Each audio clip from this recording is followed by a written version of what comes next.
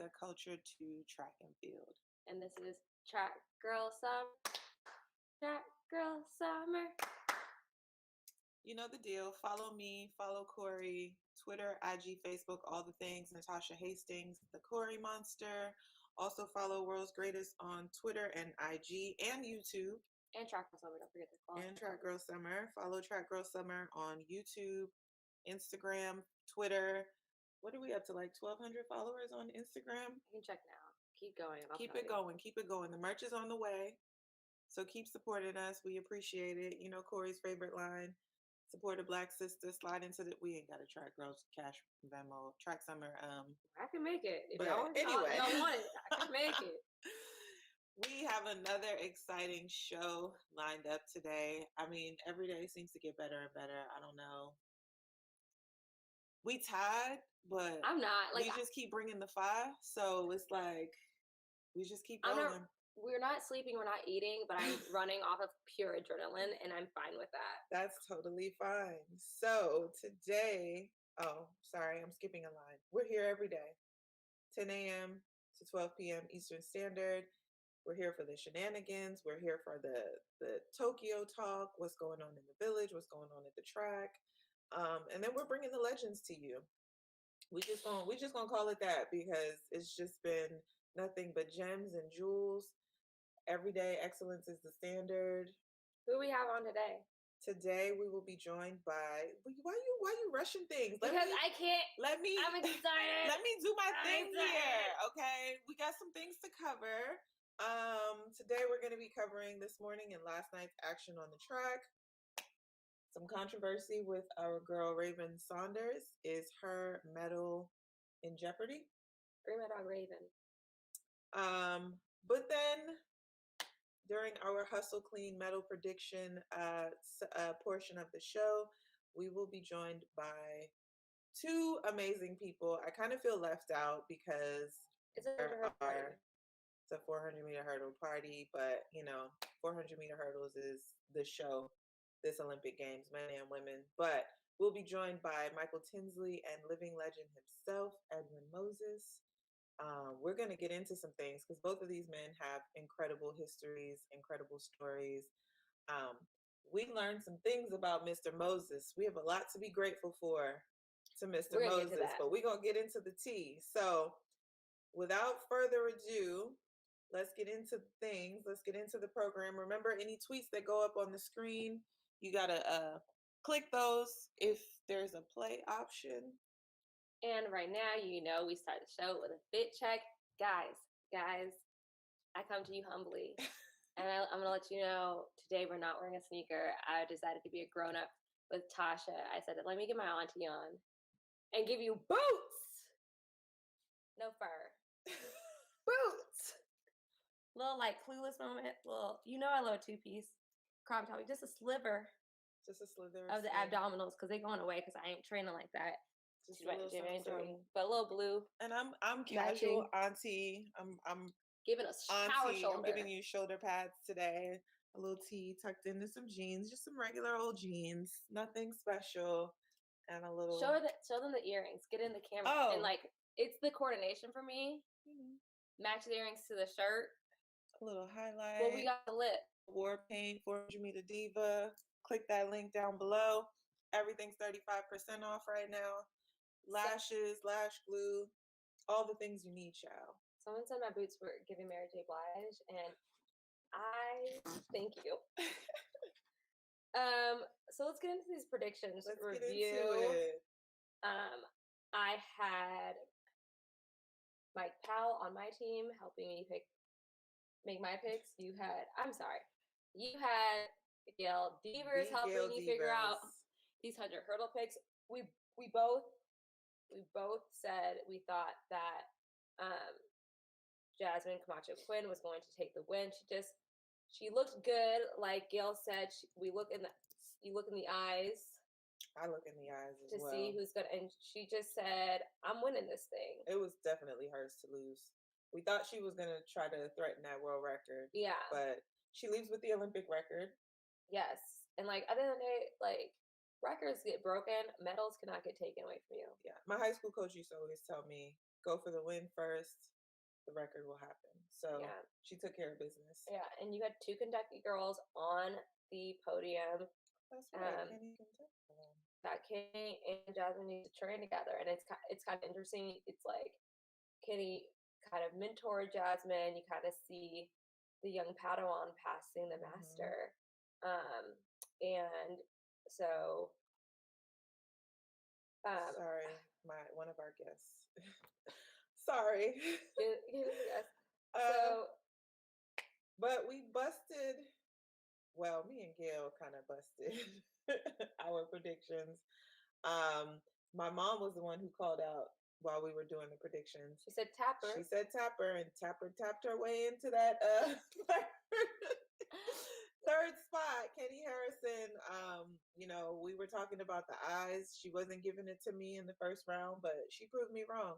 We said that we wanted to prove us wrong. So yeah, happy to see her snatch that silver. Yeah, and I think she's finally getting over, like I feel like she's not known for being a championship runner, and she is definitely taking the time to work on that aspect of her mental game and show up when it really matters. So congratulations to Puerto Rico, USA. I'm still claiming Puerto Rico. They're U.S. territory. Facts. Team USA. And Jamaica. And Jamaica. I'm claiming all of them. So that was a good race. It was a good race. Kenny and Jasmine were out together, and then Jasmine just said, "No, not today. It's about me," and she just took off. So that was it. I love the hurdles, whether it's long. So, and we gotta give mention to Anderson because she was in the mix until she hit a hurdle. Yeah, and that's the issue with the hurdles is like you have your picks and you think everything's going well, but you have to get over 10 hurdles. Right. And those hurdles, especially when you're going fast, that's why they call them the barriers. They pop up on you. And all of a sudden you're like, wait, what's happening? Especially when you're moving so fast. Yeah. You're either going to crash and burn or run the best race of your life. That was one of the things that I was hoping to talk to Gail about yesterday, but she'll be back. She'll be back. Maintaining that speed in between those hurdles. It's truly a coordination, control, art, all the things. Yes.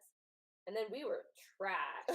We were totally busted the long jump predictions. And I had Mike Powell helping me out, and Mike, we wasn't far off. Tentaglu did the upset, came in with the last jump to take the lead. We both thought Echevarria both had Echevarria. But it looked like he had a hamstring issue. It looked like he was having some sort of issue. But he still got, with his issues, got silver. Yeah. So, Harrison had a good day as well. I mean, he didn't make it on the podium, but he was in third place at one point. He just had a hard time getting on the board. And so again, Mike Powell broke it down. Did you notice that little he does this little drop step into his penultimate step? It's like he's running, and then he kind of dips down and then gets he does a little stutter step. Yeah. But Mike wasn't lying. He does have bounce. And I was watching him. I was like, Mike was also right. He does need more speed. And I think once he puts that together, he's gonna be dangerous. Because he popped up on them. Yeah. So shout out to Javon for coming back from a long collegiate season and coming back from the high jump. The high jump. It's what did they say? It's been 106 years since that's been done. So yeah. Amazing, just talented athlete. Say his name because I can't agree. I don't know if I'm saying it right. And honestly, Echevarria, they both jumped 8:41. Yeah.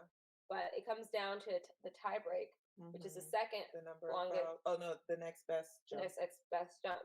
Right. And Tentaglu also popped that off in the last round. So it's pressure situation. He did it in his last attempt. Amazing. And then it was exciting to watch the long jump final. Yeah, and then Masso from Cuba with 8:21 got third. Speaking of tiebreakers, I wanted to bring something up. And our producers, it's underneath men's high jump, no jump off.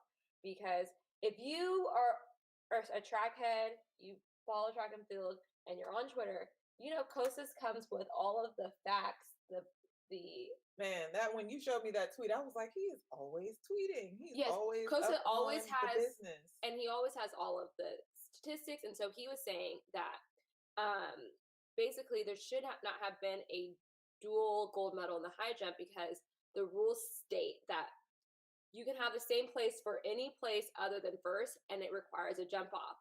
So you know me, I had to go into the official. Read those rules. I went to the official IAAF handbook, and according to he was wondering how is it that we didn't have a jump off for gold.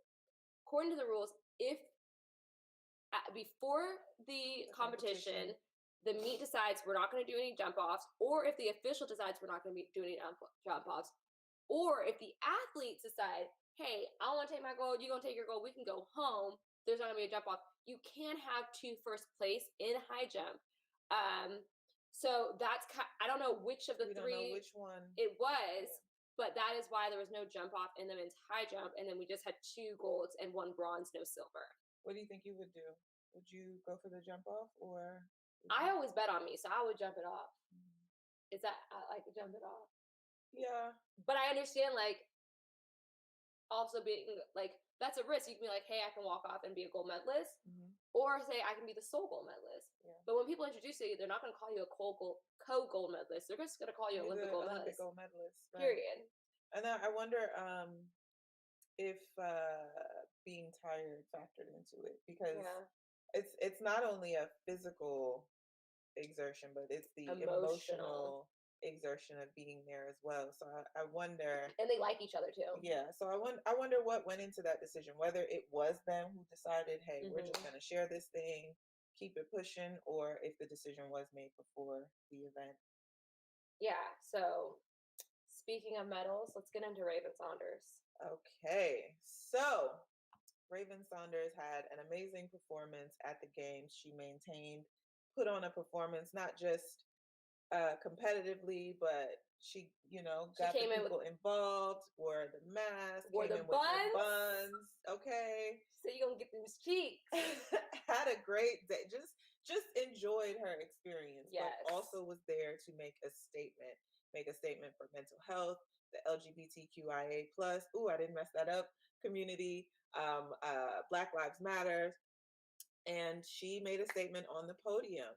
And leading into the games, it was decided that athletes would be allowed to use their platform to protest. However, the IOC still maintained that no demonstrations were allowed on the podium. So break that down. So the USOC, which is the United States. The IOC the IOC? well. Oh, okay. The IOC said that athletes would be allowed to, state their, voice their issues or their concerns about whatever it is that they wanted to protest. They just maintained that the podium was a protest-free space, if you will. But I feel like so where else are you going to make the statement, right? Exactly. That's the IOC's way of saying, yeah, you can do it, but not really. Like stay in your lane, basically. And it's like it's Natasha, you brought up a great point. It's not really a protest if you're asking permission. Right.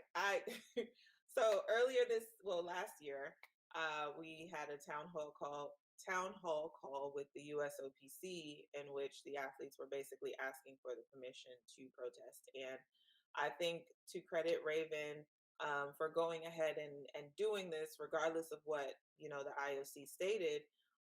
I think if the cause means that much to you, you're not going to ask for permission. You're going to voice your concerns and use your platform in the way that you feel best suits you, best suits getting your message across. In her post-shot interview, she told Lewis that she wanted to be a beacon for those that she relates to and identifies with, to see her in the space and see her using her voice.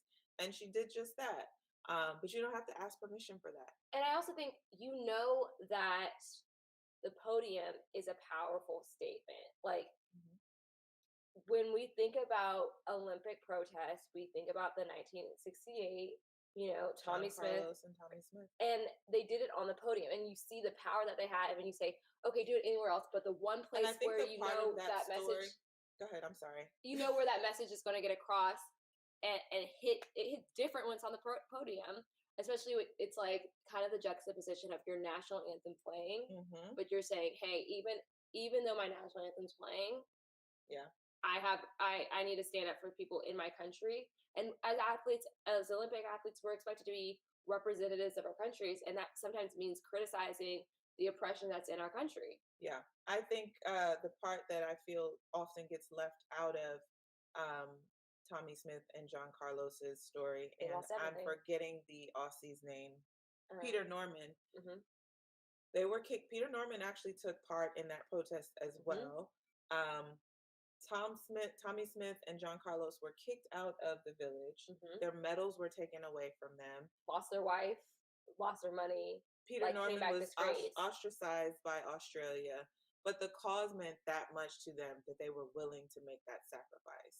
Now those things have all been reinstated to them now, but they accepted those consequences because it meant that much to them. Mm-hmm. So that's kind of where I'm like, if you about it, be about it. And don't ask for no permission. And that to me is what makes their statement even more powerful, right? They were willing to. There was no guarantee that they weren't embraced as the heroes that they are today. We have to remember that, because we like to rewrite history and be like, oh, this was so like at the time.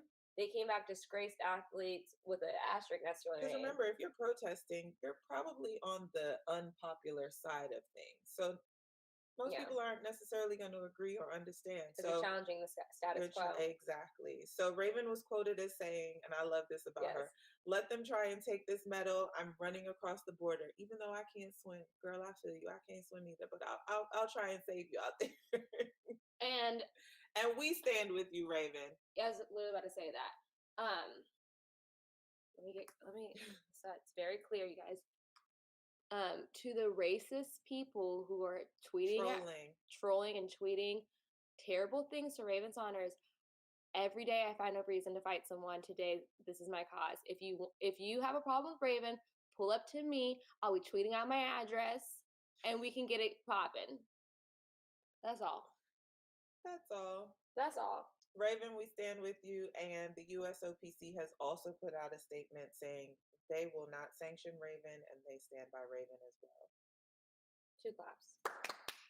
We gotta work on that. We gonna get you together. We gonna get you on beat.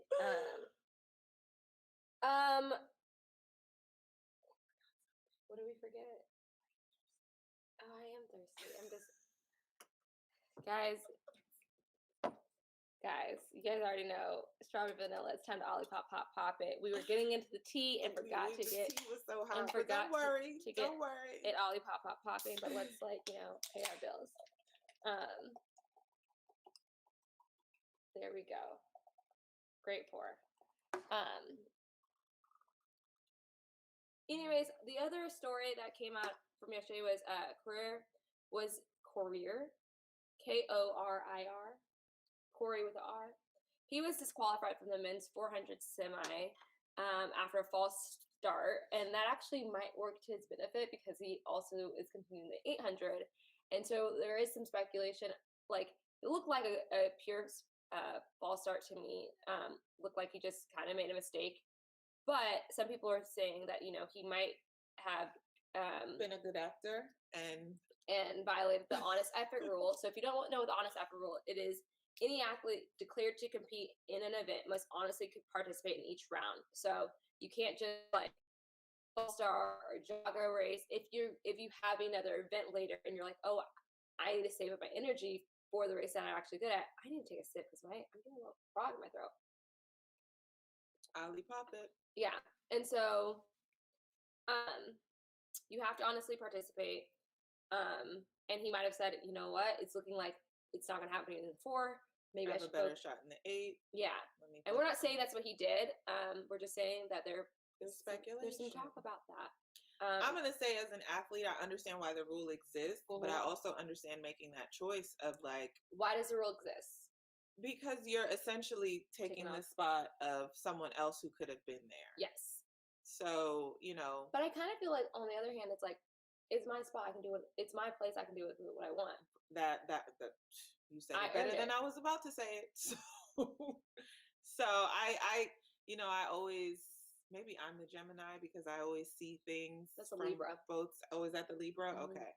Maybe I have a Libra moon or something. I don't know. Yeah. Anyway, I always try to see things from both sides. So I understand why the rule exists. But I can also understand if if it is in fact what he did, because we don't know for sure I if get that it. was the thing. I get it. All right, we have 10 minutes before our special guest comes on. I'm So gonna start off with the women's 5K. yes, I do. 'Cause, Hassan. boy, Hassan. Okay, so the race actually, like, it didn't really spring out at the bell lap. There were still 5 women like going for it in a pack, and Hassan was basically the whole time hunting from the back, conserving her energy, staying with the top group. But with 2:05 to go, she said, "I'm sorry, y'all. I gotta go get my medal. Deuces." I think, but let's set it up a little bit. Safan is going after the 15, 5K, 10K. And we're gonna talk about her 15 I don't think later. this triple has ever been done. Because it? why? Because it's nuts. That's a marathon. Because you also have rounds the 15 morning. Yep. So she kept looking back at like 150 to go, and then it was just like, no, she took off from these girls. They were, I would say it was a good at least 15-meter lead. Mm-hmm. And I'm just like, this also came after her 15 prelim. Was it the round or semi? One of them. It was another race. It was a prelim. She's busy this week. And basically what happened in this prelim is, like, obviously she's doing a lot of races. She wants to conserve energy. She fell in her heat. At about 250 to go, she fell. It was going into the final lap. No, it was only a 200 that she ran back on. It wasn't a whole lap. It was like, I would say it was more like a 350 to go. You can ask your mom, but the point of the matter is she fell, and she had to work her way back to the front of the pack in order to make sure she qualified. And the fact that she caught everyone and was still measured about it. Like, imagine, because she was looking over to make sure, like, okay, let me check. I have to be in top 6. It looked like she was like, and then she said, "Forget counting. I'll just gonna clearly win this race." But I think, like, to be clear about, like, I don't know about you, I'm sure you can relate. Like, to stop completely and have to start again is like the most painful thing ever. Yes, and I know apples to oranges, sprints to distance run, but this girl was on the ground, okay? On the ground in the final lap when the rest of the field is pushing it. And she not only got back up, but she ran every last one of them down. And did you see her after the race? She goes, "Okay, like, no problem. It is what it is. Not a big deal." Didn't want to do that, because you can also see the strategy of it all too, right? Like, she knows she's going after this triple, like she's got to be strategic about getting through these rounds, and that's obviously not how she wanted to run the last. But she just kind of pulled away from this girl, and you can see just how superior she is when it comes to this event. Also in the 1500, all 3 Americans are through. Eleanor Pires St. Pierre, Heather McLean, and also my girl Corey McGee had me a little nervous. Because I love a big Q. Like, don't stress me out. Just go get a big Q for me. But she made it through on time. Shout out to the Florida Gator. You want to talk about this men's 400 semi? Yeah. So, interesting 400 semi. We got Cherry and Norman through to the final. Neither one won their heats, but I believe they're through on the big Qs. Sorry, this was last night. We didn't take notes, but we just most surprising, or was it this morning? It was this. I don't know the days. I don't know. Wait, no. The most surprising thing to me was we're not going to have the world record holder in the final. No Van Niekerk. Which is insane to me. Insane. But we know that he's been having like a troubling time getting back into form after his knee surgery. And so I I saw a couple of his races this year, and I was wondering, like, is he going to be able to, going to be ready to go? Yeah. But what was also exciting to see is Karani James is coming back into form. Which, makes me so happy. I am So a Karani happy. James fan. I really am. And to see him like just put it together when it matters. Yeah. I'm excited to see him do well. Another one that's coming back from, I think he was diagnosed with an autoimmune disease. And so having to work through that and figuring out, training at this level while your body is basically fighting itself, and to come back from that. However he finishes in the final on Thursday, is it? We're still like, however he finishes in that final, I mean, he looks like he's in medal contention though. Yeah, for sure. So good to see him back and coming back into form. Gardner also looked good. So it's rounding up to be a good 400 competitive 400 final. But both of our Americans looked comfortable, did what they needed to do to get to the next round, and that's really all they needed to do. And then in the women's 400, and hi mom. Hi mom. My mom's in the chat. Can you check to see if our next guest is if Edwin's here? And while we do that, I'm going to talk about the women's 400 sim. All three of the Americans were through, looked like a comfortable race for actually all of them. I'm so happy that Anna Krochel made the final. Oh, yeah. That is so big after coming off, such a long collegiate season, doing the Queen Double at NCAA's, making the team, and now making her first Olympic final. And this is sort of like first time in an international competition on like the biggest stage and the sport. Yeah. And she's making it in one of the deepest, hottest races. So shout out to her. I don't know. I'm sorry. I was trying to talk to the producers, but I really wanted to commend her on her because mental health is a big thing for me, and it's just a hot topic period. And I was really impressed to see her. She did it. I saw her do it at the trials, but she was on the line. I don't care that the camera's on me. Centering herself. This is what I need to do to center myself, and I love to see it. And I especially love to see at the end of her race, she's really strong off that hurdle 10. That's how she got on the team, bypassing Shamir in the final at USA's. But to even see the composure on her face, because lane 9 went down. She also smacked hurdle coming off of the 8. That little thing happened. She kept her composure, came off of 10, closed in, got the big Q. That's how you do it as a pro, and I want to give her props for really handling that well. Yeah, and we started off the heat 1 with what we thought was a false start, and by Amelie Yalu. I can't say her last name, but I can't either. It's like it's a lot of vowels in a row, but somehow she talked her way in running, because usually, especially at the Olympics, you false start, you're out of here. There's no discussion. I need to know what she said to the officials to get herself. How she get back in that race? And she went to USC. She was coached by Joanna Hayes, and I just feel like Joanna probably taught her something, because Joanna she's gonna come on the show at some point, but Joanna is one of the greatest mentors in track and field, and I'm sure she gave her some tips and tricks to have her ready, because I don't know how that girl was allowed to be on the line, because it was a blatant false start. You could see it on her face. She knew that she messed up, but she got to run in the semi. She didn't make the final, but she got to run, which to me is amazing. Okay, we're checking to make sure. He's just he's running a little bit late, but he'll be joining us shortly. Shamir Little. Shamir. Facts. Biggity facts. We had a whole debate about this yesterday. Listen. Was it a debate? Because me, Aries, and Natasha were yelling about how we ride for Dalila, and she doesn't get enough respect.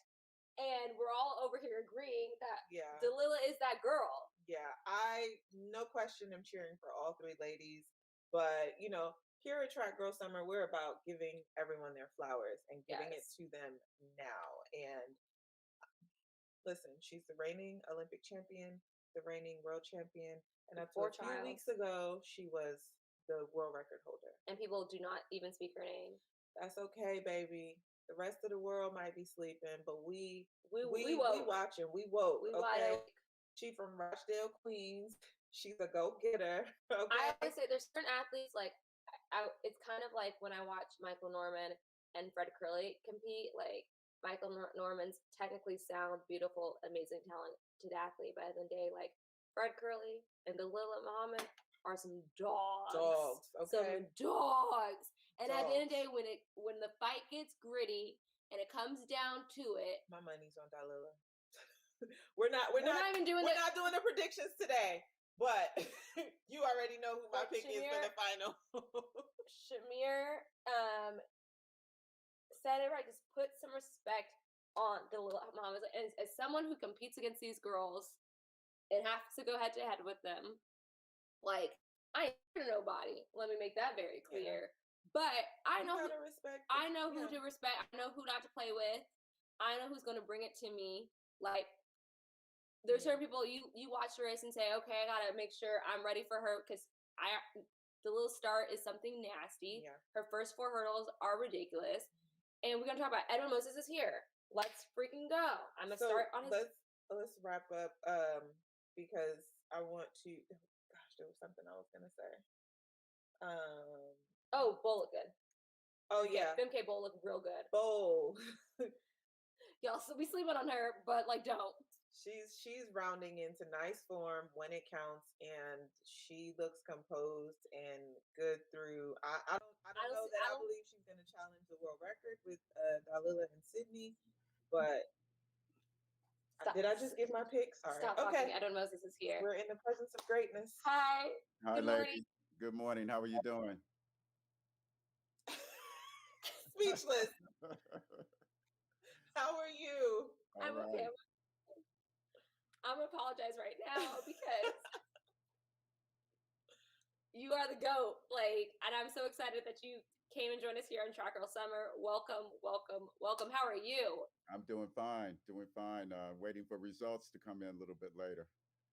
Yes. Well, if you guys don't know who you are, once again, get out of this show. I don't want you here if you don't know who Edwin Moses is. But Edwin Moses is a 400-meter hurdler, the 400-meter hurdler. He went to Morehouse, where he majored in physics and industrial engineering. He has 2 Olympic gold medals, an Olympic bronze. He has 2 world championship gold. He's also missing a Olympic gold. We'll talk about that because there's a gold that he deserves that he didn't get to get. He has probably the best winning streak in all of sports history. 9 years, 9 months, 9 days. Undefeated for 107 finals, 122 consecutive races. He's a vegetarian. He's a humanitarian.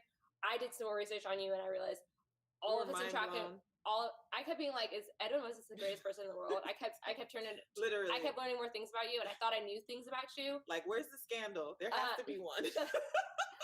But we're gonna get into why all track athletes need to know who you are. Need to thank you because the sport would not be where it is if it wasn't for you. But yes, I feel like I'm there's so many things. Your first I'm so excited. I need to come. Your resume is just like so long, and I feel like I'm leaving things out, but you guys need to understand. This is the man. So welcome. Now that everyone knows who you are, can we just start off with your winning streak? And so you go on after lowering your world record, where your first international meet was the 1976 Olympics, if I'm correct, where you won gold, set the world record for his first international meet, first Olympics. No big deal. Then later you lowered your world record to 47.45, and then after that you lost to West Germany's Schmidt in Berlin, and then you went on your winning streak. You took that out and then said, "I'm not going to take another one," until it was 1987, where Danny Harris broke your winning streak. Then you did 10 more wins, and then you got third at the 88 Olympics. And I think everyone always talks to you about how many wins you have. What's more amazing to me is I can only count 6 losses. I think that's about right. I think that's about right. I've got a good TKO record, a good knockout record. Excellence is the standard. But I started at Morehouse College. You know, I was like Urkel when I left high school.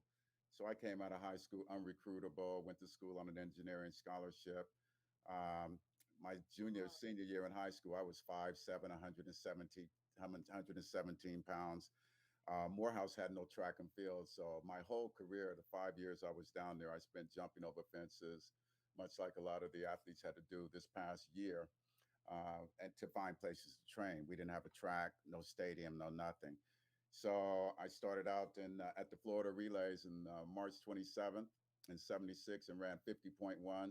And I also ran like a 13.8 or 9 for the high hurdles and 40, I think a 46.1 for the quarter. And I qualified for all 3 events like in one weekend. And that was like my first big meet, you know, with where they had electronic timing and all that, because we were Division III and we didn't have a budget. We didn't go to meets.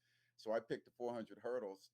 And so 4 months later, I trained my butt off, continued to jump the fences, working out in the heat at inferior high school tracks, sometimes on concrete. And 4 months later, just before that, I convinced the president of Morehouse to give me $3,000 so my coach and I could have airplane tickets and fly out to LA and go to the AAU meet, which was before US Track and Field, and run some meets. So only because of a guy by the name of Hugh Gloucester was I even able to go to the Olympics. And I promised the president, he didn't know anything about the trials, how we made the team, all he knew was that there was an Olympic Games. He didn't know anything else about it. And I convinced him that I think I was a 48.9 then. I said, I'm going to run 48.9. I'm going to run like a 48. The American record was 48.5, 51 at that time. So I was like a 48.8, 48.9. I told him I'm going to break the American record. I'm going to go to LA. I'm going to win the national championships, go to the trials, break their record again. And at the Olympic Games, I'm going to break the world record and win a gold medal. But I had the whole thing already sorted out. I knew that it was absolutely possible. So I went from a 50.1 to a 47.63 in 4 months. But I was very experienced. I was a very good high hurdler and a very good quarter miler. I was running like 44 legs on relays, you know, on a team where everyone else was running like 48, 49. So I got a lot of opportunity to catch up and run hard in the mile relay. So I was in very good condition, but it all took place over 4 months. I'm just in awe because you basically said, I knew I was going to do all this. And you you got to believe bypass it. everybody. Let me go to the president and tell you why you need to give me this money so we can secure this business. And I think I relate to you because I also was a short hurdler who like then ended up specializing in the 400 hurdles. And I always tell everyone, like, I think one of the reasons why I'm dead is because I'm a hurdler first, and then I become a 400. And a lot of 400 hurdlers are 400-meter runners who become 400 hurdlers. And I always feel like the hurdles in the 400 hurdles come at me in slow motion. That's because right. I'm so used to 1, 2, 3, 1, 2, 3, 1, 2, 3. And so I have the technique and I'm able to navigate the barriers a lot more efficiently. Do you feel like that helped you? Absolutely. As a 400 hurdler? Absolutely. And when I started, no one was running 13 steps. At that meet at the Florida Relays, the first time I ran, they were saying it's impossible to run 13 steps. You couldn't have done it. But people were counting in the stands. And I think a television station had it on tape. But all the coaches, some of them, even Olympic coaches, were saying it's impossible. Where did this guy come from? No one knew me from Joe Donut at that point in time until that day. But, you know, I studied science and engineering, had a really good background, did a lot of cross-country running. I usually ran, back then I was probably running about 200 miles a year, maybe 300. But at the end of my career, I was running like 1,200 miles a year, you know, doing thousands. I was in serious condition. I could have run the 800, or if I wanted to train up, I could have been a 1,500-meter runner. But I was in tip-top condition, absolutely tip-top condition. Can you get a sprinter to run those kind of miles now? That's crazy. Exactly. Yeah. And we talk about, Mike Tinsley's coming on, and I said I'm not going to talk to Edwin Moses about his stride pattern and leave Mike Tinsley out of it because all 400 hurdlers want to talk to you Yeah, about this. I'm out of the party. So today. I'm gonna make you talk about how you develop the 13 strides, but we're gonna wait for Mike Tinsley because I just wouldn't want to do that to Mike. I know he's got questions for you too. And Mike's a big Okay, fan too. all right. Yeah, but at Morehouse, I did well. I won the Olympics my junior year. We still had no track until like 10 years later. Yeah. But it was an uphill struggle. It was an uphill struggle, and I was very, very good at the high hurdles. I had PRs in the high hurdles, the quarter, and the and for the first time the 400 hurdles within months. But the high hurdles was really the key because the combination of 13 steps and being able to technically not even leave the ground but run through the hurdle. That's what made me a whole lot better. And if you watch a lot of my races, you'll see that it's just like an elongated step. I call it an exaggerated step. That's exactly what my hurdle coach would say. He's like, hurdling is just an exaggerated strides for sprinters with style. Absolutely. And all the legs Yeah. through the motion, your legs through the motion, especially your trailing leg. That's where, the rubber hits the road. That's where the rubber hits the road. Someone wants to know how tall you are because you said you were. How tall were you in high school, and then how tall are you now? When I was in high school, my senior year, I was 5'7", $117. I was like Urkel. And then by the time I went to the Olympics in '76, I was 6'1.5". I was still growing even into my junior year of college, 6'1.5" and about 160, 165. And then by the end of my career, I was 6'2", and my running weight was like 178 to 182. And I'm about 185 right now. I haven't put on any weight. I've been trying hard. Let him know. Let him know. Let him know. Let him know. There was a comment I mean this respectful way. I cook every day. I've been cooking ever since I was in college because the cafeteria food at Morehouse was horrible. So, and track practice ended at 6 o'clock. The cafeteria closed at 6 o'clock. So by the time we got there was only leftovers. So you're a vegetarian, correct? Say again? You're a vegetarian, correct? Well, I always ate meat, but very little of it because when I went out on the track and say I was doing like a series of 800s or 500s or thousands or even cross country, if I ate a steak or something really, really heavy, I would feel it the next day and it would slow me down in practice. It took like 2 days for me to come back from eating a heavy meal of meat. So being out in California, I was in Newport Beach, Orange County, a lot of seafood. I started eating different kinds of fish like shark and seafood, and they had, the lobster and scallops. And so I just put together a completely different menu, very heavy on vegetables. But I've always cooked everything for myself. Instead of having a chef, I prefer to cook myself and still do to this day, which is why I haven't gained any weight. And I have a garden. I've got figs and blueberries and all the herbs, tomatoes, and squash, peppers, everything out in the garden. Everything out in the garden. Well, something I wanted to thank you for, and let everyone know about was me and Natasha talk about the financials of being a track athlete, and at the Olympics they don't pay us to come to the Olympics as athletes, but now it's not an amateur thing where you can't compete in the Olympics if you are a sponsored athlete. And I didn't know this, but I learned this, that we have you to thank for that, thanks to you creating the Athletes Trust Fund program that allows us to make money and commercial endorsements without losing Olympic eligibility. And this was ratified in 1981. Can you just talk about how you did this, how you made this come about? Because, I mean, obviously the Olympics is where a lot of athletes, especially track, I feel like sometimes people don't care about track until the Olympics come about. And so it's a chance for us to really capitalize on our skill. How did that happen? I've talked to a lot of guys, a lot of older guys. I don't know if you know, Natasha, you may know him, Herb Douglas. He's 99 years old. He's my mentor. He competed in the long jump in 1948. Harrison Dillard, Mal Whitfield, all these guys have been getting paid historically, and the Federation always knew it. I talked to Carlos and Tommy Smith and Beeman. Historically, track and field athletes have been paid.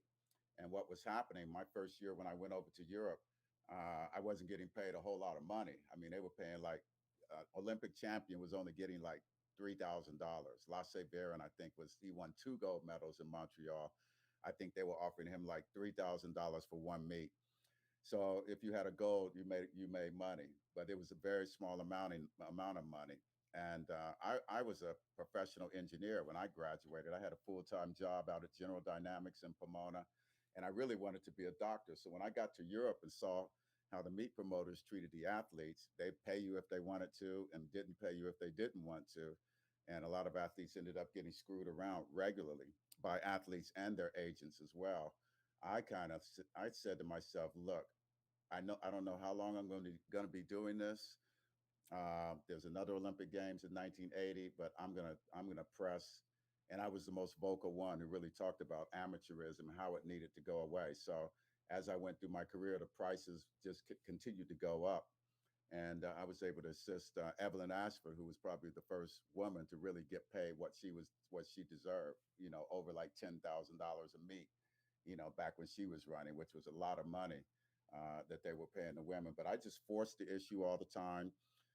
The federation, it's so funny. One of the guys that used to be the head of the IAAF from Hungary, I can't think of his last name. Those were the guys, the meat promoters that all became part of the IAAF were the ones that were paying us these illegal payments, and everyone knew it. Even in '76, after I came back from the Olympics, I had an Adidas contract, worth six figures, which was back in the '70s. That was a whole lot of money. It's probably like seven, eight times what it is today. Um, but I just kept on pressing, and I ran my last year of college. I had a Adidas contract. I was making money running Europe's, and the NCAA didn't really care. And I seriously think that they need to go back to that schedule. I don't think you should force these young athletes to leave school in order to be what they call now a professional athlete, which is what you were a real professional back then because you were on your own in Europe. There weren't a lot of agents. You were running in the Cold War, Soviet bloc, running Yeah. against Russians and East Germans. There was a lot of doping back then. So, the We whole gonna get into concept of professional really needs to be revamped today. And I think the NCAA needs to let these athletes compete while they're in college because they're doing it in football, letting them use their name, image, and likeness. And that's exactly what's going on in track and field. So I think it's a disgrace that the athletes are forced to quit school um, because they want to make money running track. Yeah. It's ridiculous. It's always happened that way. I refuse to let the NCAA tell me I couldn't make any money. I said, stop me. And then at the last year, I was out. I was out of school. I was out of school anyway, so it didn't matter. But they didn't bother me. They didn't bother any of the college athletes back then. It just wasn't a concern. what Yeah. I appreciate is the boldness of it all. Like, I'm gonna go to the president of Morehouse. I need some money to go to these games. This is what I'm gonna do, and then y'all gonna pay us. Like, we don't Yeah. need to do this under the table stuff. Yeah. Like, you not afraid to And go in there and say, I this was is the our first. value I to was the us. first athlete to have contracts. I had written contracts, which everyone said you shouldn't do that because you can get banned. I got permission from Olin Castle to do I had bank accounts, had a European bank account. I had my money wired into my account by the end of the Okay. 70s and the 80s. And so I didn't have any problems with the meat promoters because I didn't have to Yeah. stand in line. And I really just forced the issue for everyone. I was very vocal and almost got banned one time in 1978 with none other than Sebastian Coe. There was some money missing from the So payout. There was some. Check this out. There's some money missing. There's an article, and I just saw it the other day. One of the English papers. Edwin Moses, Sebastian Coe, Chester Sanderson, Sonia Lanneman. They were the top black sprinters in Europe. And so 18. I knew the story from years later. $18,000 came up missing from what the meat promoters were supposed to pay. And so after they paid us, then their story was we had to pay these athletes. But someone swiped the money. That was a long-term story, but it was all in the papers, and they were thinking about banning us. And they just asked me, "Well, did you sign anything?" I said, "Nope." They said, "Well, don't admit it. Don't sign anything. We're not going to do anything." So yeah, I and a bunch of other people. Dwight Stones was involved in that. Ronaldo Nehemiah. We were the first two to have the trust funds. because we competed in the Superstars in 1981, and Skeets won, and I was third place. So he won about, I think, about 40, 50,000. I think I won about 35,000. It was on TV.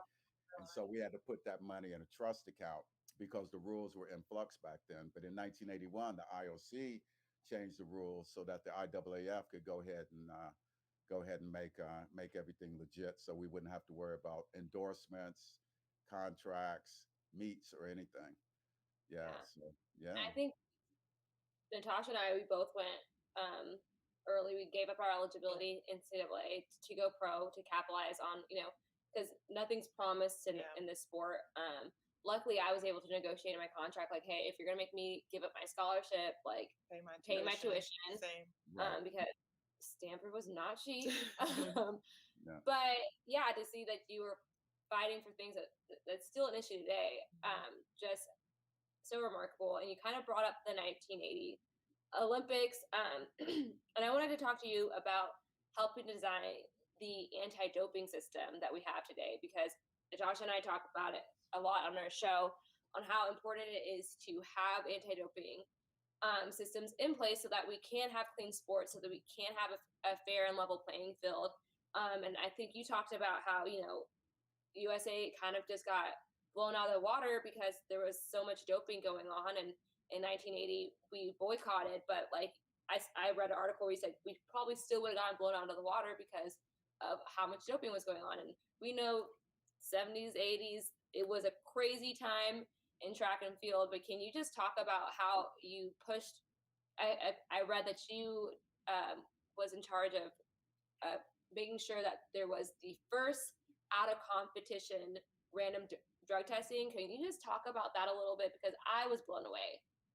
Well, it really started. It was an initiative of the athletes at it used to be called TAC, the Athletics Congress.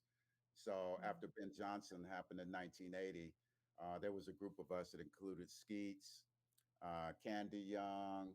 I think Joetta was she was young then, but I think she was very involved in that.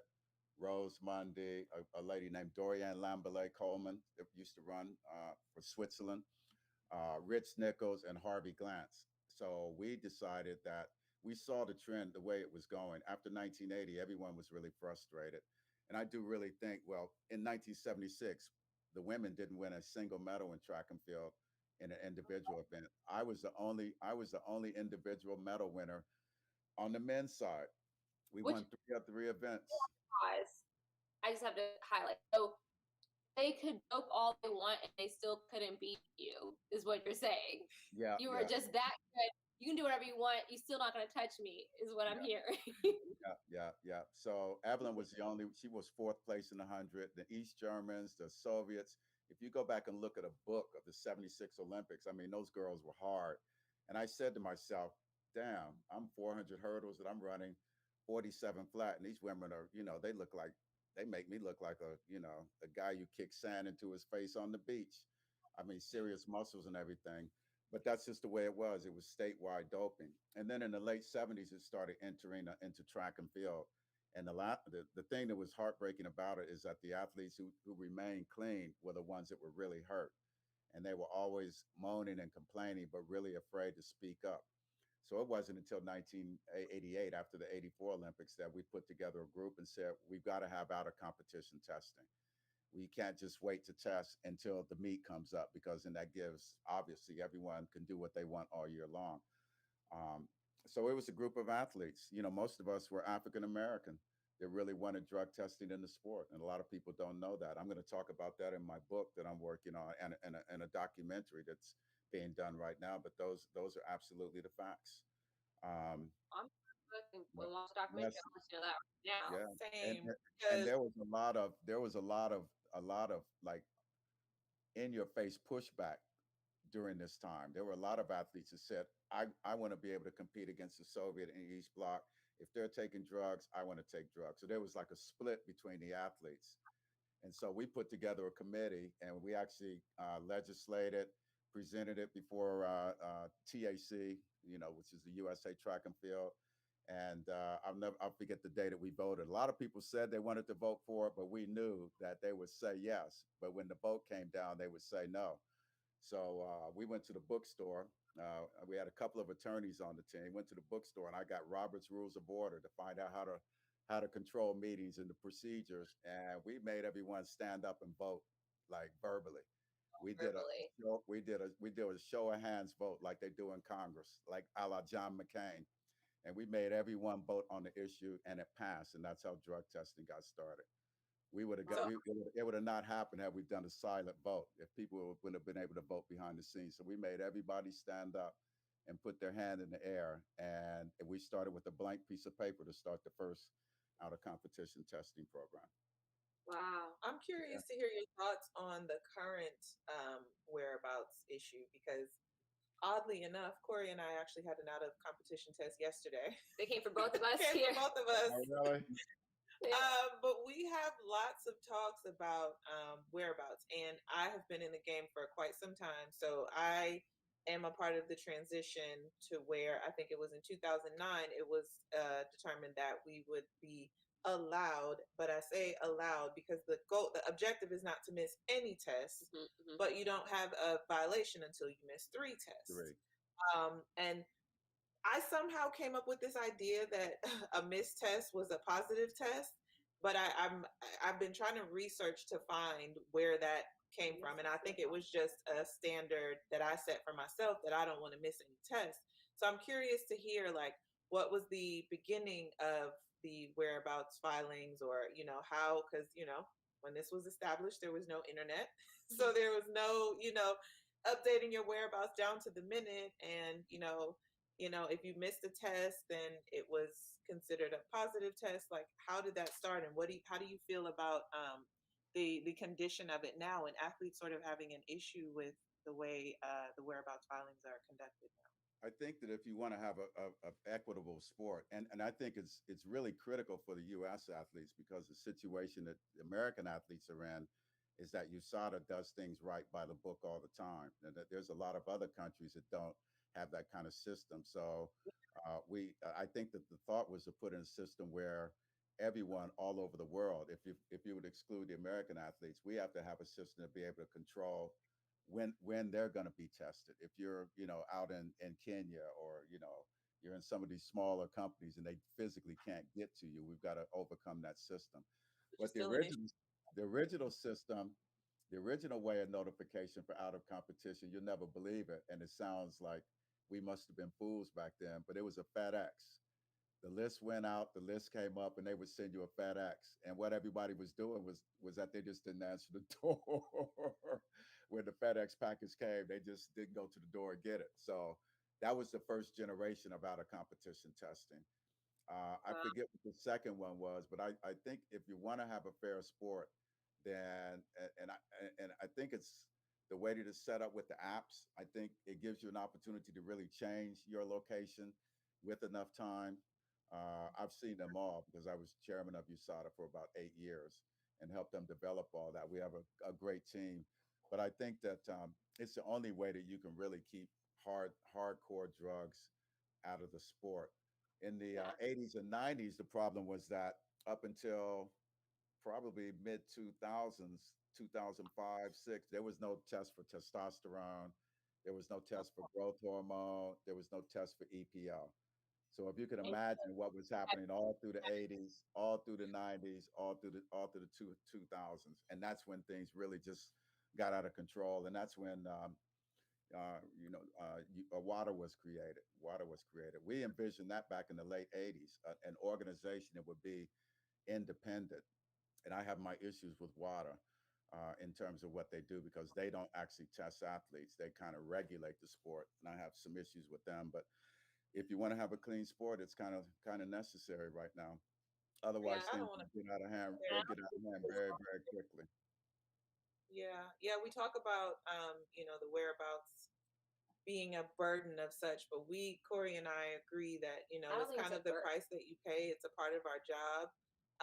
It can be difficult to keep up with your whereabouts, but I You I make believe that they've time made it for what's as important to you. you make time for what's important, but I also think that they've made it as easy as Hmm. possible for us to update our whereabouts. Hmm. And I have found that there are across the globe 2,600 over 2,600 athletes in track and field that are on the out of competition testing list, and there's only 10 violations being served right now for whereabouts So failures. it's not So that hard. that to me tells me that it's not a systematic issue, but an issue that we as the athletes have to take individual accountability for Hmm. and do what's necessary for clean sport. So I just want to tell you, thank you for leading the charge on that. Yes.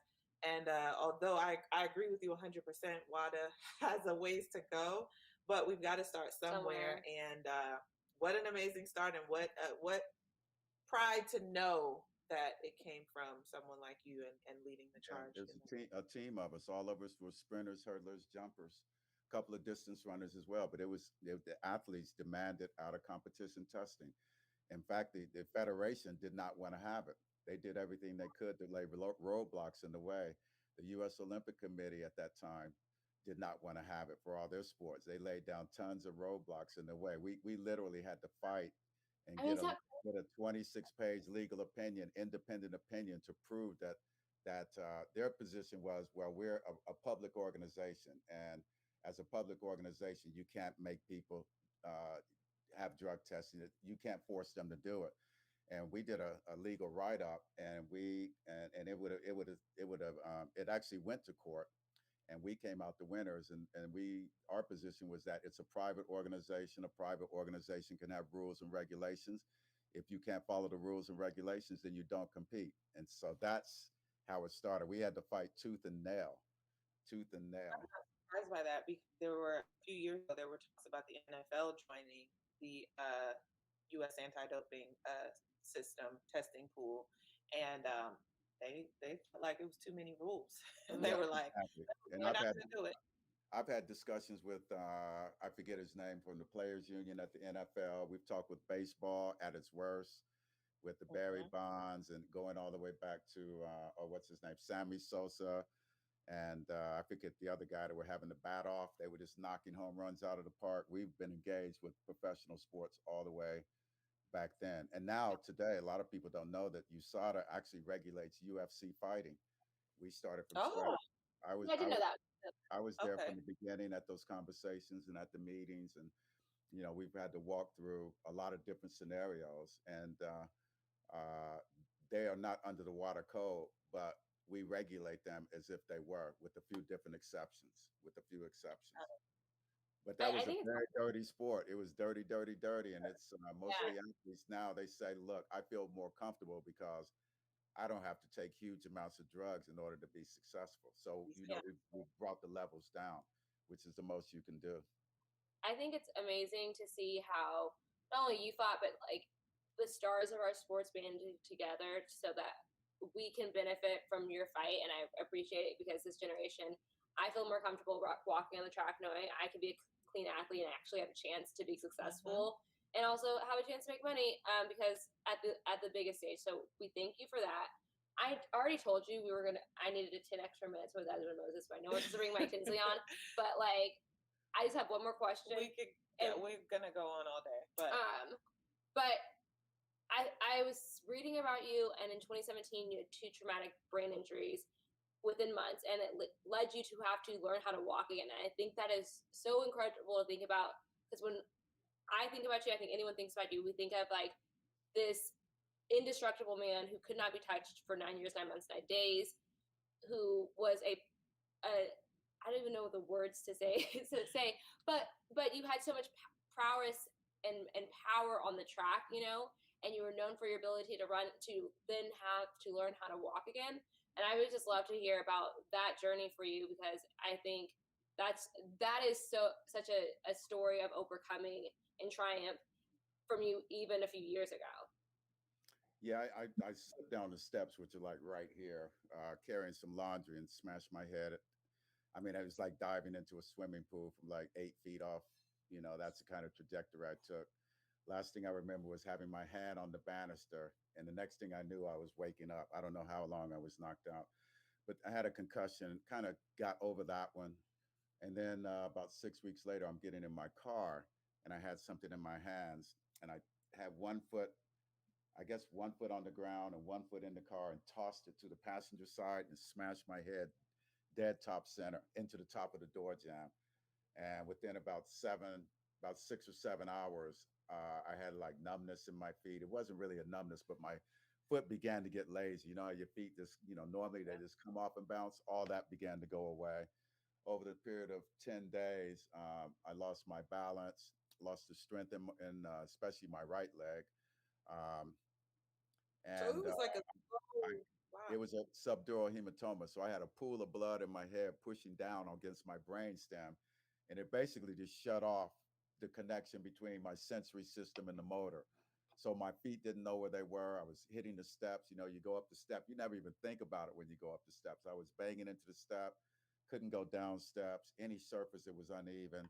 And about 10 days later, I basically I was walking across the street to go to the Pacquiao, what's his name? Pacquiao, what's the boxer's name? They fought Pacquiao a couple of.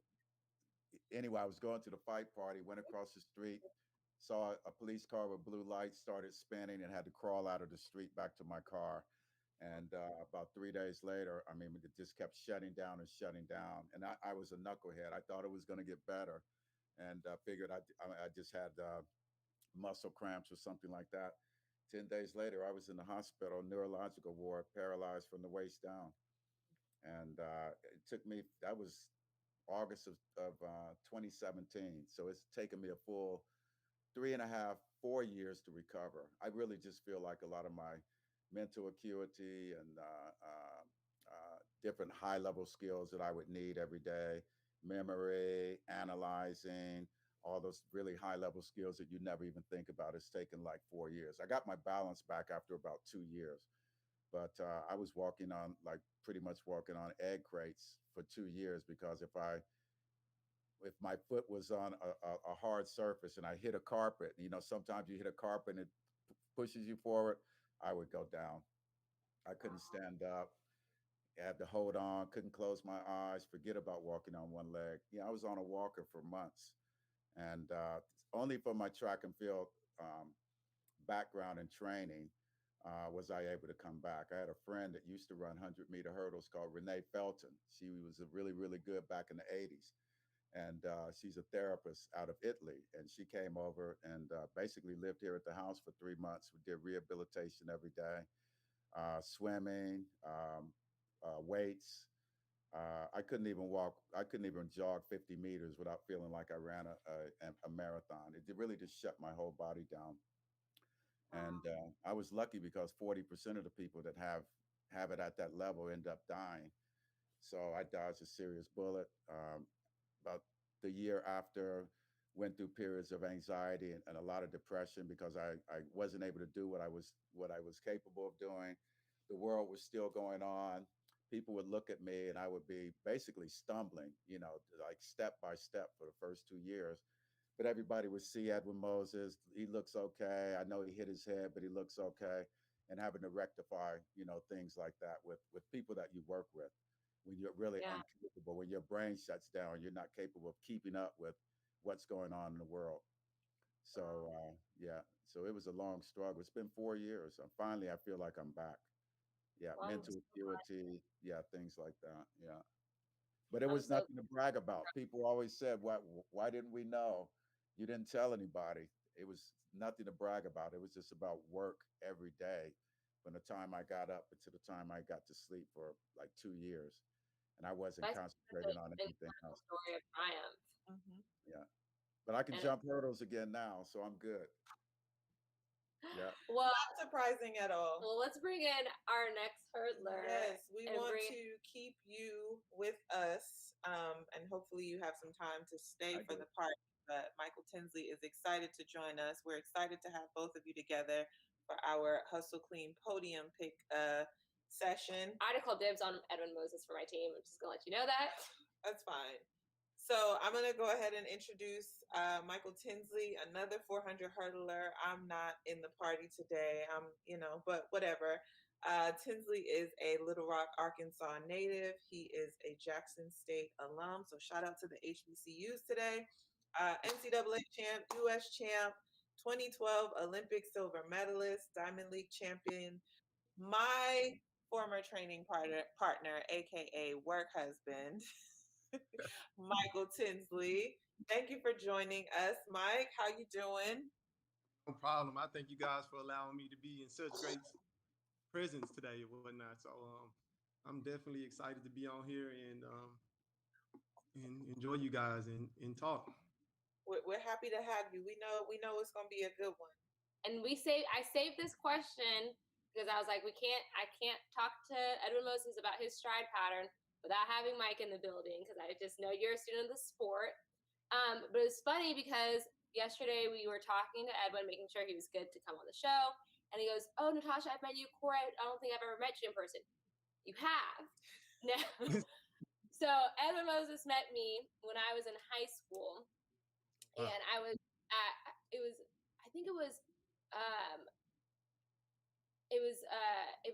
the Masters meet. And Edwin was like, "Oh, I see you're running well, doing the 300 hurdles, da da da." And he asked me what my stride pattern was, and I had to look Edwin Moses in the eye and say, "I don't know. I just run these things." And so the next race, I'm running my race and I'm counting my steps because Edwin Moses said you need to count your steps. I didn't realize he meant that in practice. So I'm in the race counting my steps. And I look up and I'm in 6th place. And I said, "Oh, forget that. I got to go." And my parents go, "What the heck were you doing for the first part of the race? You over here?" And I was like, "I'm counting my steps." Edwin Moses told me, they're like, you almost didn't make the statement. I said, "I know." And now I know. He meant like, work on your steps. You should know it. And when you come to the race, be prepared. But if Edwin Moses told me to do something, I'm going to do it right then and there. Yeah, you got it in principle. So I felt so embarrassed. I was like, I'm talking to the scientist. And I said, "I don't know." But yeah, we got to talk to you about the 13 steps, the first man to ever do it. Well, I told you that I was like Urkel in high school. I'm pulling up this picture. I think you might be able to see it, but that was me in high school. Oh my gosh. I was 5, but I triple jumped 45-1 at that size. 5'7", 117. I had this long extension, long stride, and I ran a lot of cross country, so I had power. So then when I grew, the first time I ran the race, I kind of knew halfway what I was doing. I think I might have practiced like Wednesday and Thursday that meet. But when I got into the race, I was a good hurdler. So I knew the only thing I knew was that I wanted to hit the first hurdle on my left leg. And so I figured out how to do that. And I think that first year I was taking like 21 steps. And I think my feet were reversed in the blocks. So as I got stronger, I switched that around. But I hit the first hurdle with my left leg. And then I just started running at the Florida Relays. And I just came up where every time the hurdle came up, I would hit it with my left leg. I was taking 13 steps and I just kept on going because I had a long stride and I had run a lot of cross country and up and down hills. So I had the power and I wasn't afraid to run the quarter. So when it got to the 7th, 8th hurdle, I just kept on going and everyone said it was impossible. They literally, they said that no man can do that. It's impossible to do. And I was the first one to do it, but that was just my natural stride and I had the power. And once I figured out I was a left leg hurdler, I'm staying close to the lane. I don't have to even think about switching steps. That was just my pattern. It was baked in from the very beginning. It made total sense and it was a perfect pattern, I think, for any hurdle. I think Mike and I understand why it's advantageous for a 400 hurdler to be a left lead leg. But can you explain to some people who may not know why left lead leg hurdlers in the 400 hurdles are superior to right? The lanes are 48 inches wide. So your hurdle is 48 inches wide. And theoretically, your body's supposed to stay, within the vertical plane of the edges of the hurdles. So the way that they measure the track is 8 inches in from the inner lane. So at 8 inches, you're running exactly 400 meters. If you're running 8 inches from the inside line, you're running 400 meters. You're able to run like 2 inches from the inside line, you're going to run less. So I ran the numbers. So, yeah, so it's running less. So if you're running, say if you're running on the outside of your lane, you're running the same 8 inches less. It comes out to like 2 to 4 feet per lane. If you're running on the outside of your lane, you might as well be running in the next lane.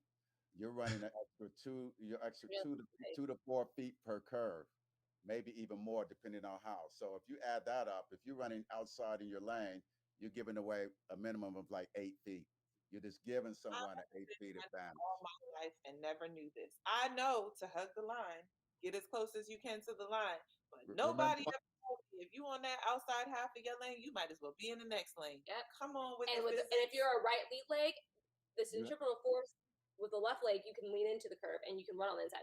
With the right leg, you're fighting that centripetal that's force, right. and that's why a lot of people on hurdle 8 is deadly, especially if you are a right lead leg. And we saw that You in hit the rounds. you see That's right right. lead leg hurdlers hit hurdle 8. Right. It's So when I was going through the turn, I was always, leaning into the turn and leaning into the hurdle as well. So the right leg hurdlers, they're forced to run in the outside of the lane. So everyone who hurdles in the turn with their right leg is running extra distance. So I always felt like they gave me 10 feet from the blocks. I had a 10-foot advantage already. And, everybody, I think of some of you probably took, what is it, algebra? The radius of a turn is 2 pi r.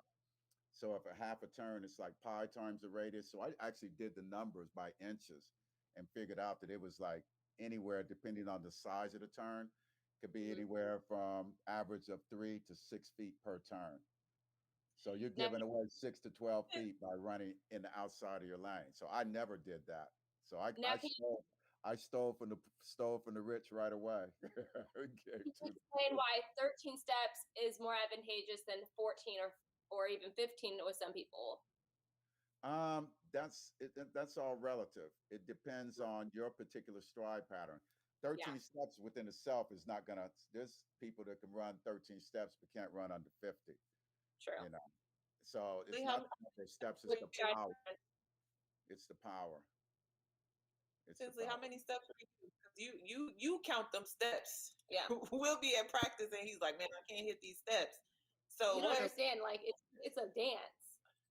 Yeah, it definitely is, and it's something that it takes some time and takes a lot of different strength. You know what I mean? So in the weight room, when I was able to get stronger in the weight room, I was able to start 13 step and more. But originally, I would alternate. I would go to my first hurdle when I was in college. I won the NCAA championship, alternating legs at 48 too, Yeah, Mm. and maybe I just 14 could never steps. get that shot on right. And sometimes I knew I could 13 because certain races where I would get out really hard or going really hard, I made 13 step hurdle the backstretch. Maybe I would hurdle, 3 and 4, and then get back alternating.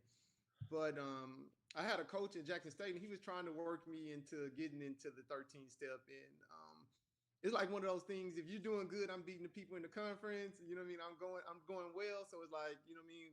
In my head as a youngster, I'm like, I don't need to change any of that. Mhm. But when I started getting myself involved with the professional guys, you know what I mean, the Batmans, the Angelo Taylors, all of those guys that I was competing with, James Carter, all those guys, grown men, they out here 13 step. And Brashawn, he had a different stride pattern for his size, but he was able to, do tremendous things with that. But I was able to start 13 step into 5, and that was kind of my sweet spot. If I could 13 step to 5, then I would switch over to 14. And when I would come home, honestly, when I would come home, since I could hurdle with both legs, I could come up left leg or I could come up right leg down that home stretch and be good, but I would have much more frequency. Some guys you see they have more frequency coming home, and some guys Yep. they see that long pattern. Me, I had more frequency coming home, but it helped me because I was That's able what to makes attack the hurdle with my left or with my right leg on that home stretch. Mhm. yeah. So And it for also But it, me, depends on you're in because for me, I had my pattern. I never had to change anything. Every race I took, it was either 151 or 152. If I was running slow, it'd be 153. The only difference was if I slowed down after the 10th hurdle. So every race is like 152 steps, no matter what. I never had to think about any adjustments whatsoever. Attention to detail. yeah, Yeah, I I'm a short hurdler, so I usually if I hit my stride pattern, because I'm still a little hit or miss, I go 15 through 6 and then I drop down to 16. If I'm in the best shape of my life, I can stretch it out to 8, but I have to be in like championship shape to go through yeah. 8. And I Hmm. still messed up, and Coach Lowe wanted to choke me out at Worlds. But let's get into Yeah, this I podium hate to break picks. up this This is- 400 hurdle party, but we got to get into the Hustle Clean podium predictions. And we don't know how long we're going to have Mr. Moses. Let's let our guests choose because we're predicting the women's 200 finals and the men's 400 hurdle finals. So which one do we want to do first? I'm looking at the Love that they come with notes. draw. I'm looking at the draw for the men's hurdles. All right, we'll go 400 hurdles. How do you feel while you're looking at it, Edwin, about, Rye versus Warholm, and the record going down this year? I think is going to go again. Yeah, well, they have a much better opportunity than I. We had to run 3 days in a row. So, Michael can probably tell you. I think you probably ran 3 days in a row. Well, I mean, they get a day off between each race. So that's why you're seeing a lot faster times. I wish I had that opportunity. It would have been a different paradigm for going into a final after having run twice and had a lot of rest. So to me, that's different. That's different. I think the heat's going to have a lot to do with it, or the weather. But in the men's hurdles, let me bring up. Tinsley, what you think? You think we're going to see the world record again? I think there's a good chance we could, but I know those guys are going to go out really hard. I was looking at some of the heat sheets. They got Dos Santos in front of in Warholm, and I know Dos Santos, he goes out hard. You know what I mean? So they're going to be flying. They're going to be flying coming out of there, and Rye's right behind Warhol. Right. Dos Santos, he's taking 12 steps. They didn't even talk about that on NBC on the coverage. I don't know why they're so goofy. They didn't even notice it. No, they didn't see that. So you told us on track on track girl summer. Let them know right here. Yeah. I thought that was pretty goofy that wasn't pointed off. So being out in lane 7, he's got Samba outside of him. So the race is going to be pushed from the outside and the inside. I mean, lane 6 and McMaster, I mean, you can't rule him out. And then you got Capello down in lane 3. So I think it's a good lane draw for a very fast race. I think it's going to come down to who makes the least mistakes. Someone's going to mess up. Maybe 2 people are going to make a mistake, but that's going to determine who's going to win. Who do we have for gold? You're on my team, Edwin. So who do you think is going to get gold? I think Benjamin. It's hard to tell. I think Benjamin's going to win. If he doesn't win, I think Santos.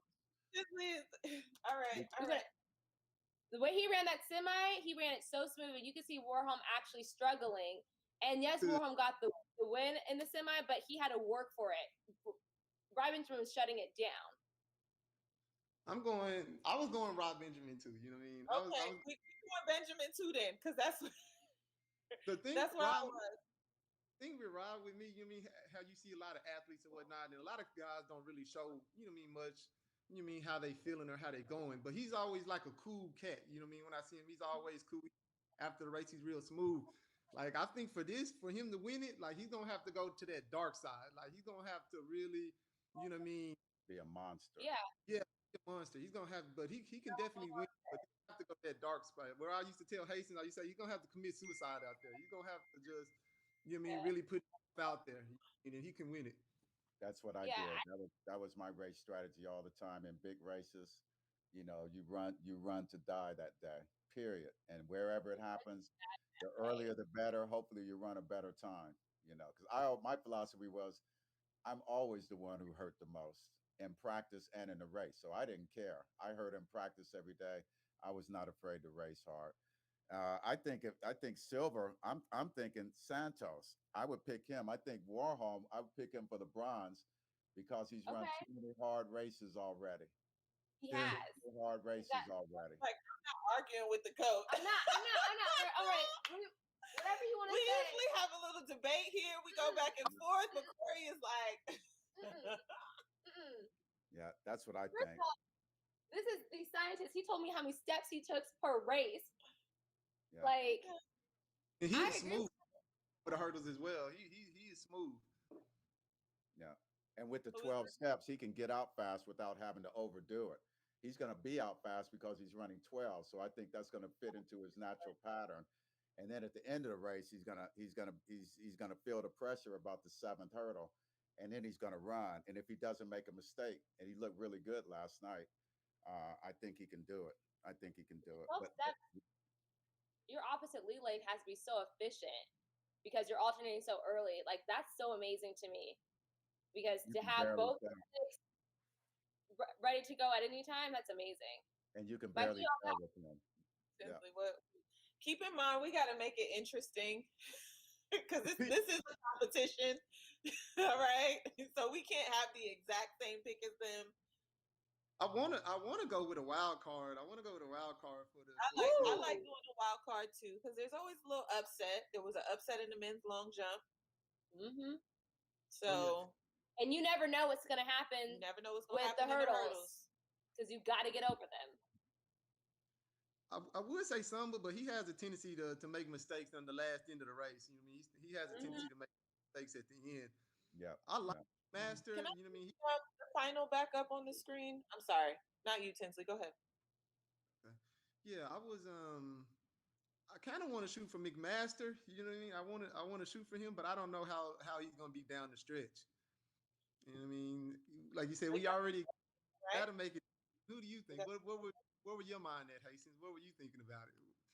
I mean, I was on the Warholm Benjamin battle train.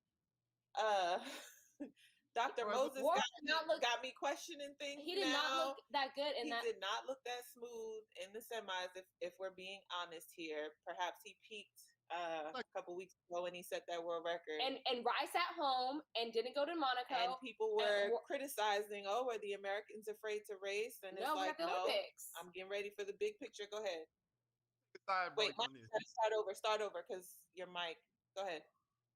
Let's take a side note. So I remember Corey saying that Mr. 13 Step himself told her, you know what I mean, asked her about her steps or whatnot. So after 12, going back to the Rob Benjamin thing, well, 16, I made the team. And that picture you guys posted up there, I took with Kevin Young and Mr. Moses. Yep. So I was speaking with him and we talked a little bit in the back or whatnot. And I was telling him I felt a little fatigue going into this. And he told me, like Corey said, he gave me the advice. He said, don't go run, you know what I mean? Go home and train, rest up and get ready for the Olympics. And I did not. You know what I mean? I went over and ran in London. And ran terrible. And I could just, going into Rio, I just never got back on. I never got back to my full potential that I was running that season. So I think it, like what you're saying, that was really smart for Benjamin to do, was to take that break and kind of go home and go back to the drawing board and get ready for the big race. You know what I mean? Yeah. Mm-hmm. And I feel like when Edwin got that bronze medal, you saw the difference. Like the top three finishers all had different stride patterns, and you kind of saw the difference in philosophy and how it played out. It's like, do you want to go all the way through 13? Do you want to switch it up at the end and push and be able to just alternate? It's interesting because with the 400 hurdles, it's not like the 100 hurdles where 3 steps. You can mix it up and figure out what works for you. But you got to set your come off the being strong. You know what I mean? For me, that was always the biggest thing, to come off the being tall and fluent and be able to come home and just charge and not worry about a left leg or a right leg. But if you are, like you said, Moses always on left, so you know what you coming to. You know what I mean? I got a question for Edwin. I got a question. We gotta get through our predictions. It's 400-meter hurdle party here. Like, we gotta stay on time. I'm still asking a question. So, Edwin Moses, if you had to, could you alternate though? Yeah, I could. I actually started running high hurdles with the opposite leg. Then I pulled a hamstring on the right, very high up, and then I switched to the left, like my sophomore, junior year. I started as a hurdler. Let's go with our boy Warhol, Hastings. Let's go with Warhol. For silver or bronze? For silver. Oh, for bronze. You go McMasters? No, I've seen the kid Warholm. He's a battler. You know what I mean? He kind of psycho. So I'm gonna go for silver. Ooh, that's thunder. Get a little Tokyo. I hope that doesn't mess with the Wi-Fi. So we going with Warholm for silver? Yeah, and I'm gonna go Santos. You know what I mean? My boy Santos for bronze. Okay. I don't know countries. So. It's fine. He's a Viking. It can go Okay, either I was way. It can go either so way, but that's just my pick. But it's a 4-man race, 4 or 5-man race. That's what I've been saying, and Yeah. it comes down to who's gonna make the least mistakes. all right. Now Yep. start thinking of your 200 picks while we get this board ready for the 200 for the 200, I women's know 200. initial 200 pick. I already know what I'm going with. 200 for women. Yes. Yes, Yes. sir. Let me look that up. Hit the Let me fun tell one. you, they are I out didn't. here rolling. I didn't see those rounds. I seen the times, but I didn't get to see the races for the semifinals. Can we get the lane assignments up on the screen, please? Yeah. Because Sorry, producer, I didn't think about that before. Going Elaine. Are you going, Elaine? I just don't think Shelly's going. The look on Shelly's face after the 100 told me, Ooh. not in the 2. I'm here for the mommy rocket. She doesn't have the height. I'm also biased because I'm here for the moms, and I want her to come back for redemption in this 200 because I know she really wanted that 100. But this is not who we want, but what we think is going to happen. Elaine looked really strong. Elaine Nice. looked So did very Shelly. strong. She shut it down. Which brings Shelly, I wanted to kind of mention this because we saw Sharika.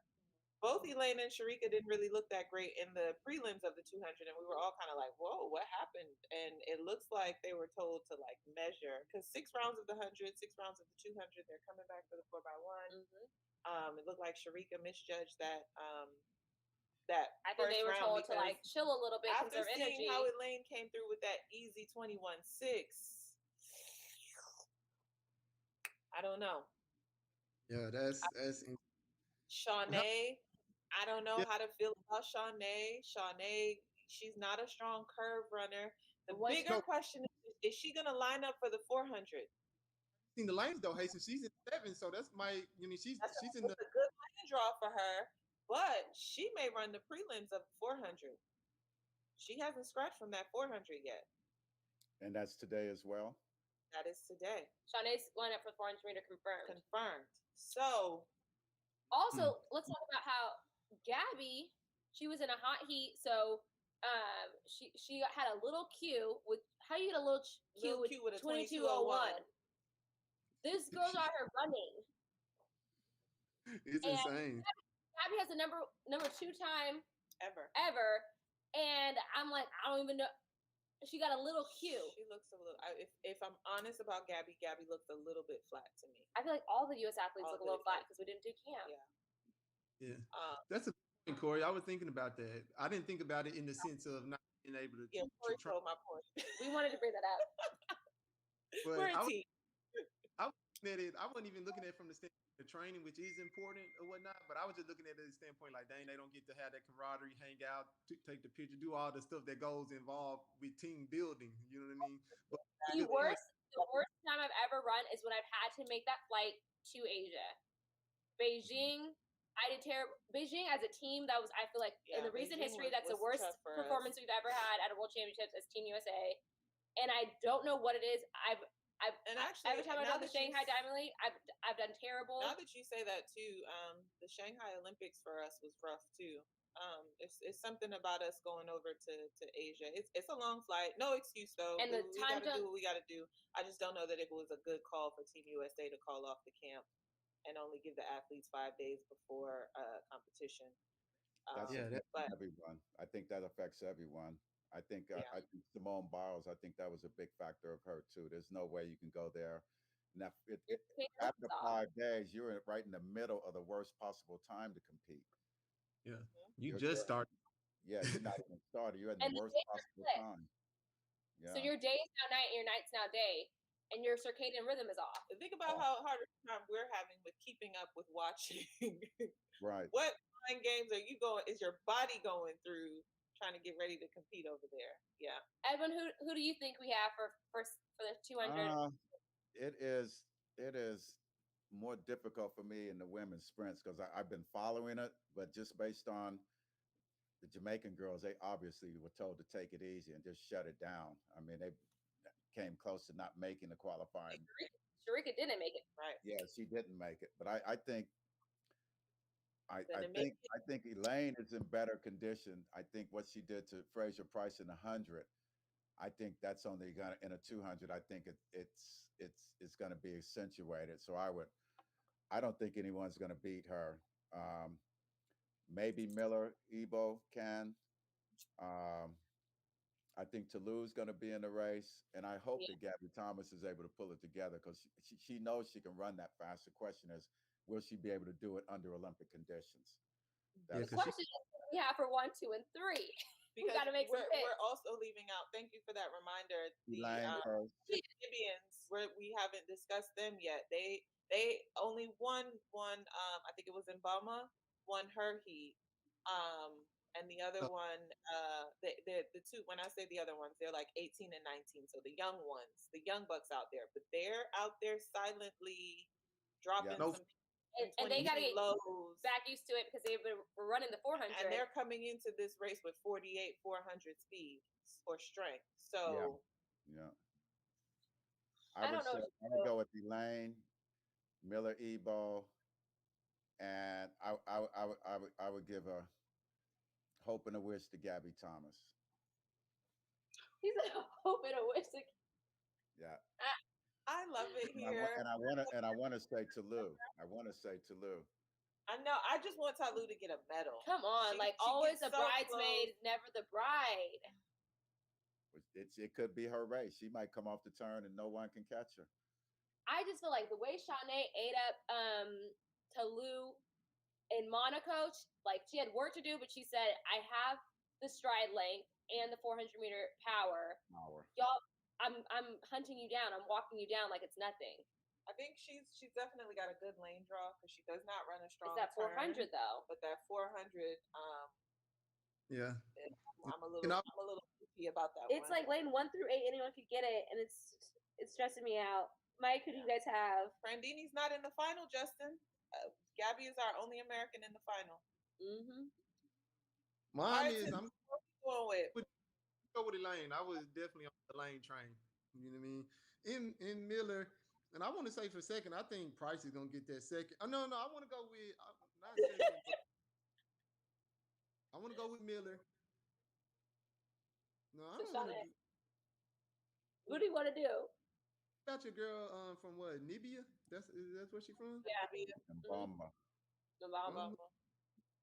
I like her because she was running. She had a little swag to her too. You know what I mean? In the first round. Yep. I would want to go with her third, Hastings. I want to go with the young for third. And then you want to do Miller or who you think? I can't leave the mommy rocket off. You want to go Price? Mommy rocket is a hunter. I'm You for want to do Price? an island sweep. You know what I mean? You want to do an island sweep. You want to Knows go how to. Miller and take my girl off for third and No, put. she wants to go Price second, I think. I want to go Price. All right, let's go Price then. I have more confidence in Price than Miller. I'm gonna take a picture so you have it. Miller is she's a gamer though. She's had tough races. You know what I mean? Yeah. But let's also think about her championship runs though. But she's got the big win from 16, but Which she was- fell short in 17. And she fell in. She fell short in 19. Oh, It's some fire in this 200, and she's got that 400 round before the final. That might be enough to warm her up, though. You know, she might need that. It might be the thing that takes her out. I don't Here's know. the thing about Gabby. It's like I think if Gabby gets it, it's cool. But like the way the girls are running around, she looked good in her prelim. But the semi, it was like she got a little cute. And I'm Who was that? I'm saying Gabby's in on a Gabby little got cute. third in her heat. I mean, she got. To be fair, it's a 22:01, and we're talking about Gabby looking flat. We don't know. She might pop it back up. Looking composed is one thing, but 21.6 is still 21.6. And what you gonna come back with tonight? And she did do 22:01.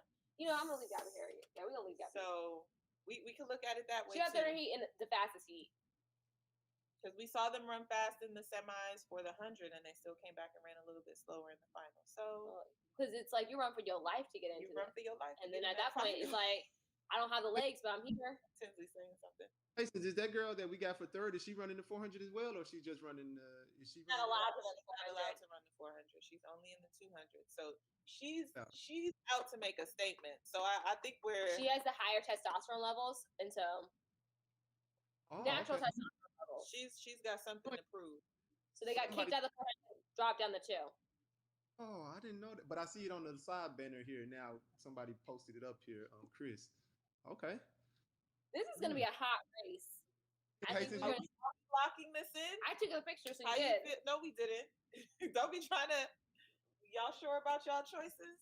I am. We sure I like on the stand, but I like what we got though. I feel like we stepped out on the limb. To be fair, everyone said a special mentions to Talu. Yeah. You know, she could be the surprise. You got to remember, anything can happen in the Olympic Games. It's up in the air. You know, it's not a normal competition. People, just like Gabby came out of nowhere at the world at the Olympic trials. No one would have ever thought that she was capable of that. I thought she was. I thought she was capable of winning. I didn't think she was capable of doing the number 2. 21.6. Yeah. I don't know. We actually trained at the same track as Gabby, so I kind of knew some fire was coming. But also, who knew that 22 was not going to make the team? 22 low was not going to make the team. 22.98 is at home right now. Help me understand. Help me understand. All right, so we are locked in on our predictions. Thank you, Hustle Queen, for sponsoring this. We have 15 minutes to talk to Mike. Do we really only have 15 minutes? See, it gets so okay. Okay. Well, first of all, we're gonna stop taking up this legend's time. I just want to say thank you, Edwin Moses. I had to say, clearly you are shoulders that we stand on, and the sport would not be where it is if it wasn't for not only your performances on the track, but the way you fought for us off the track. And I just want to say thank you so much from the bottom of my heart.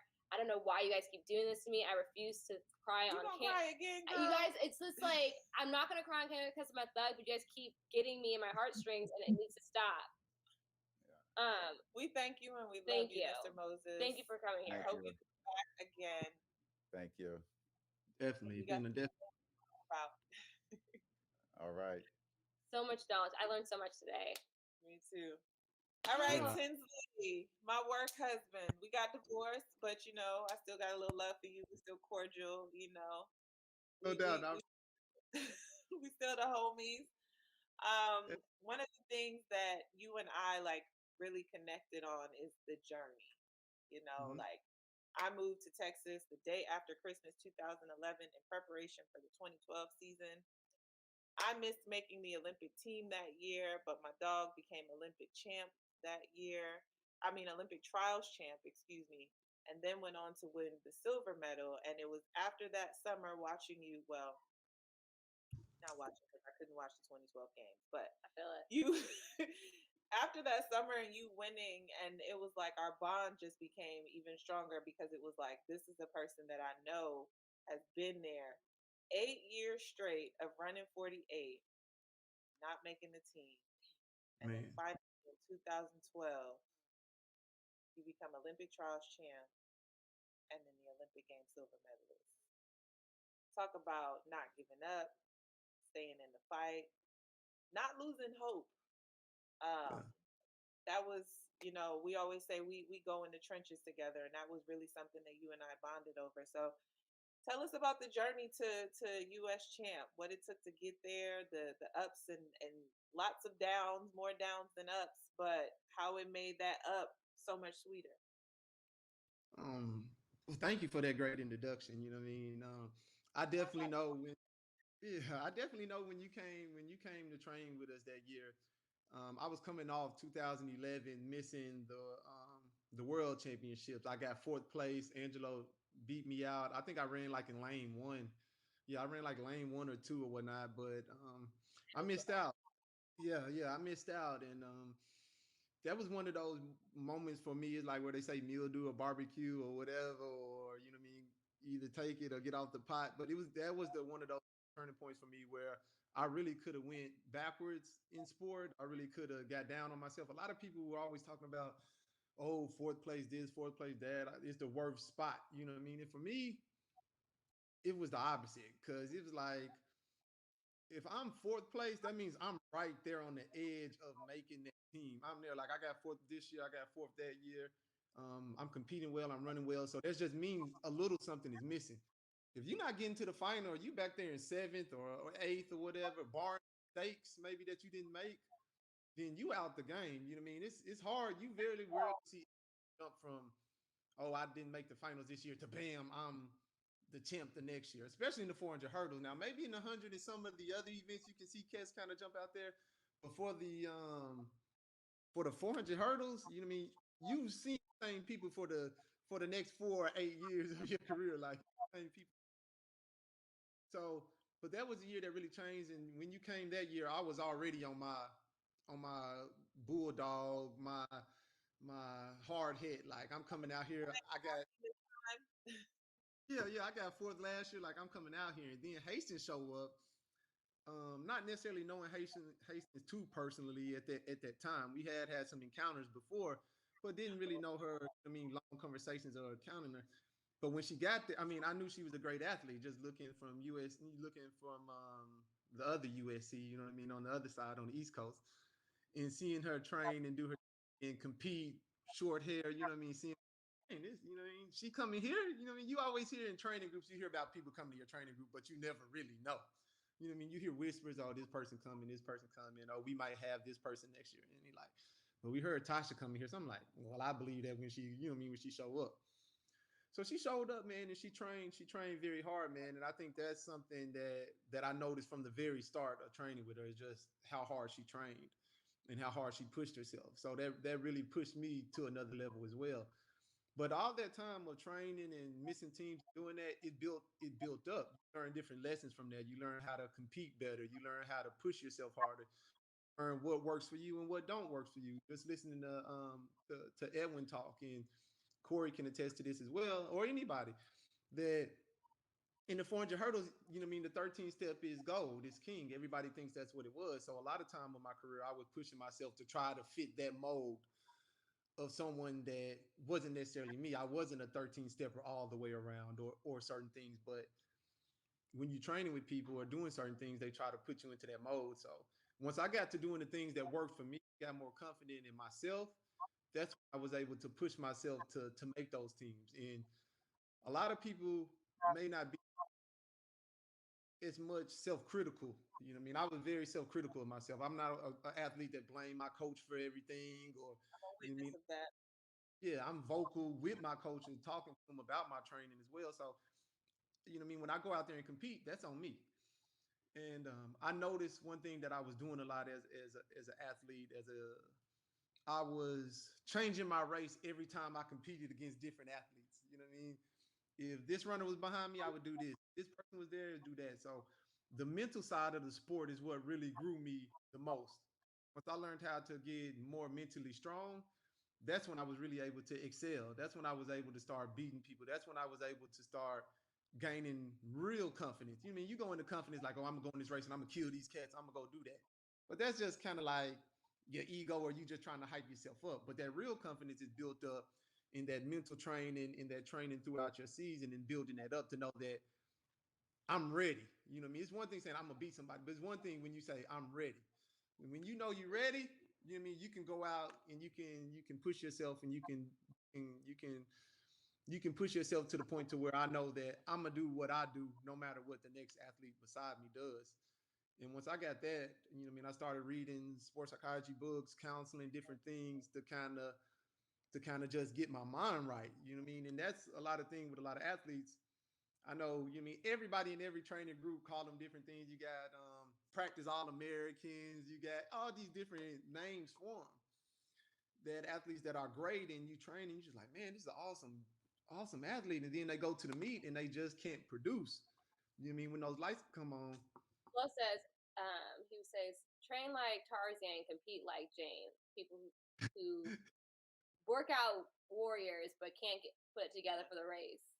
man, I that's said I that's a used to say that like I train ugly so that I can compete pretty, but Ooh. I love that you brought up the sports psychology, Mhm. and because one thing that I always say about you is that you are a true student of the sport.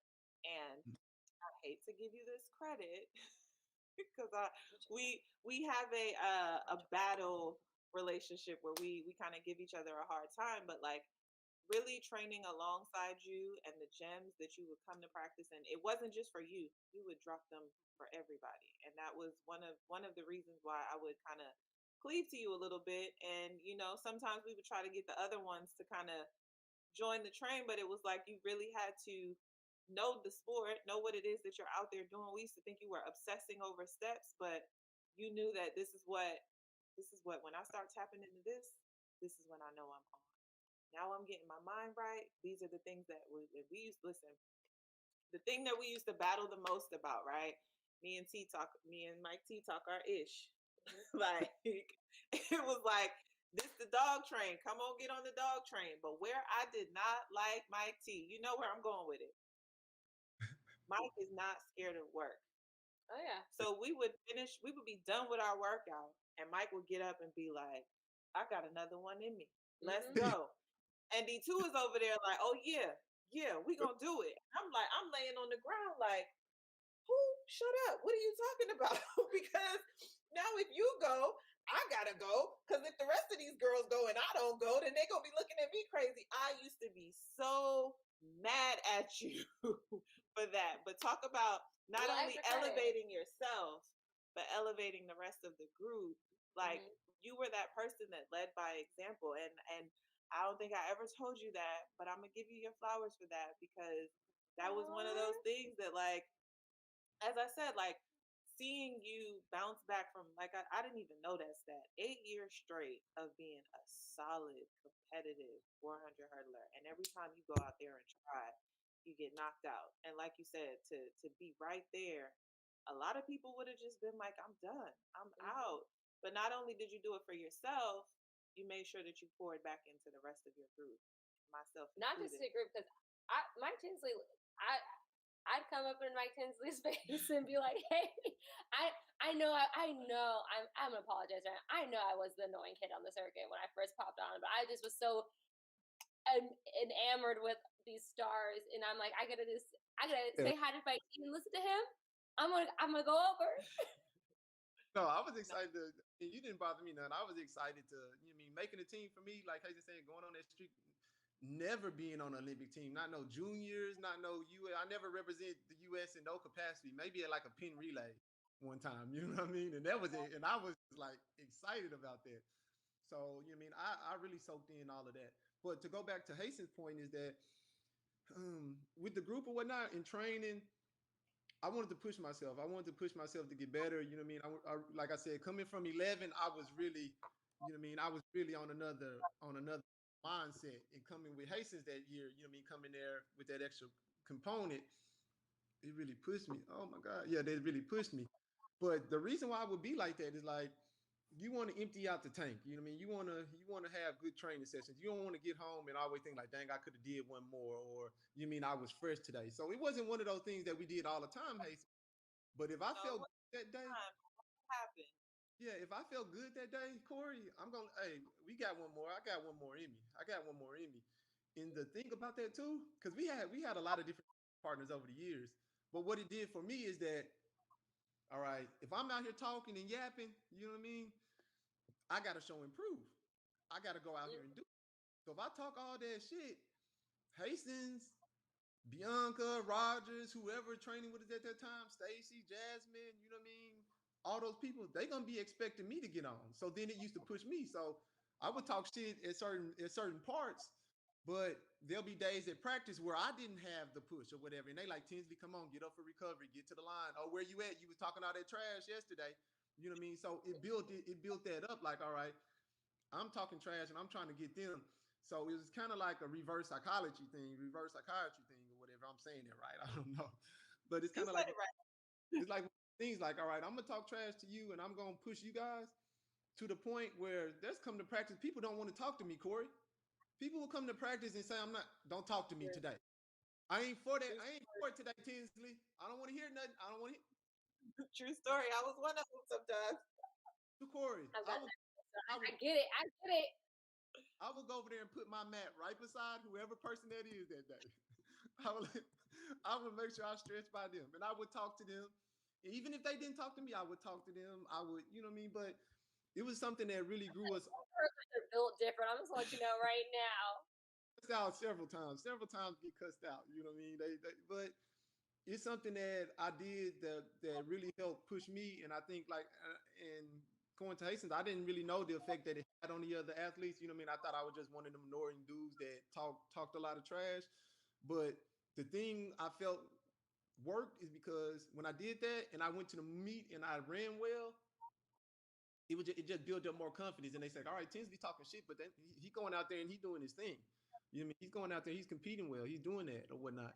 So in training in such a good competitive training, shout outs to my boy Mike Rogers or whatnot, you know what I mean? He's still out there thumping. You know what I mean? And I think I saw BK in the chat. I think Bianca's here. Bianca Oh Knight yeah, was also oh yeah. So so going to Y'all the had, you had a team, a squad. squad.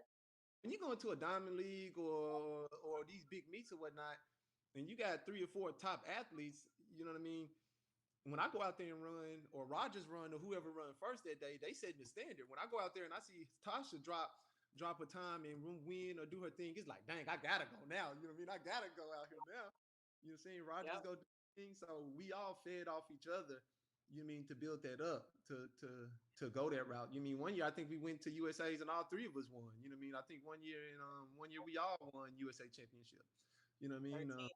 That was so it was 12 after you. Like I said, I didn't make the team, but you made, and we're gonna go over time because y'all stayed for Gail yesterday. We're gonna make sure we give Mike his flowers.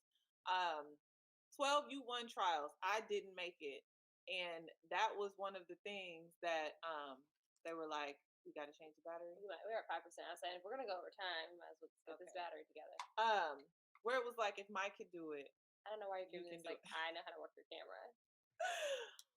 we're gonna be right back. We just gonna switch the camera around But you can or still hear change the us, battery, so but you're keep still gonna be talking. able to hear us. That was when I realized like it can still be done. Like if you can do it in group, I definitely can do it. So when you talk about us feeding off of one another, that was definitely the case. Okay, I can't multitask. Well, I have a question for Mike because I'm reading off of Tasha's note. What is everyone has a crazy circuit story? Oh my We want to hear it. What's your favorite craziest circuit story? We need it. Oh my God. He's laughing because he already knows. My stories is like with Rashawn and Rogers. They never get Oh, snap. hear none of those stories. Keep it PG, please. You said versus I said, oh no. Oh my God. Man, I have some good stories or whatever. I feel like I don't know. I don't know if all my stories are able to tell though. All my funny What ones are. about there was when we were in Monaco. I mean, Monaco was really a good one. We was really on a good one. We was there for a few days, almost a week or so. We was there for a while. Like a whole week. Yeah, I'm not sure we was there, but my boy Tyson, shout out to Tyson Gay Reezy. He was on one of his things where I felt like he was like, oh man, I'm not gonna be coming overseas a lot and all of this and whatnot. So he's like, man, we should do something. We don't ever do anything. You know what I mean? I come up under Tyson, you know what I mean? My first professional meet ever, I was roommates with Tyson Gay, you know what I mean? At Lausanne, and that was my first ever professional meet. Well, not my first one, but my first one overseas or whatnot. And what's the word? He's a hermit. You know what I mean? He's in his room. He ordered room service all day. You know, he tell me stuff like, man, don't be down in the lobby with those cats. You know what I mean? Focus on your race. I have a 5-minute lobby rule, which is I'm only allowed to be in the lobby for 5 minutes because if you're on the circuit, you can get caught up into some long-winded conversation because the old heads always down there talk about the same topics every meet.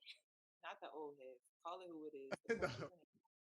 So and I gotta go. My coach says I can't leave in the lobby for more than 5 minutes.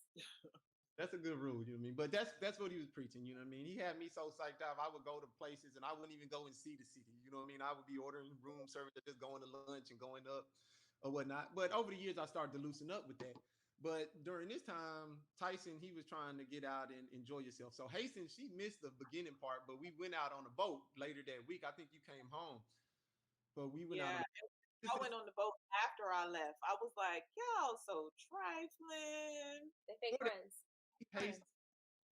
Oh yeah, yeah, yeah. It was like Diddy, Jay Z.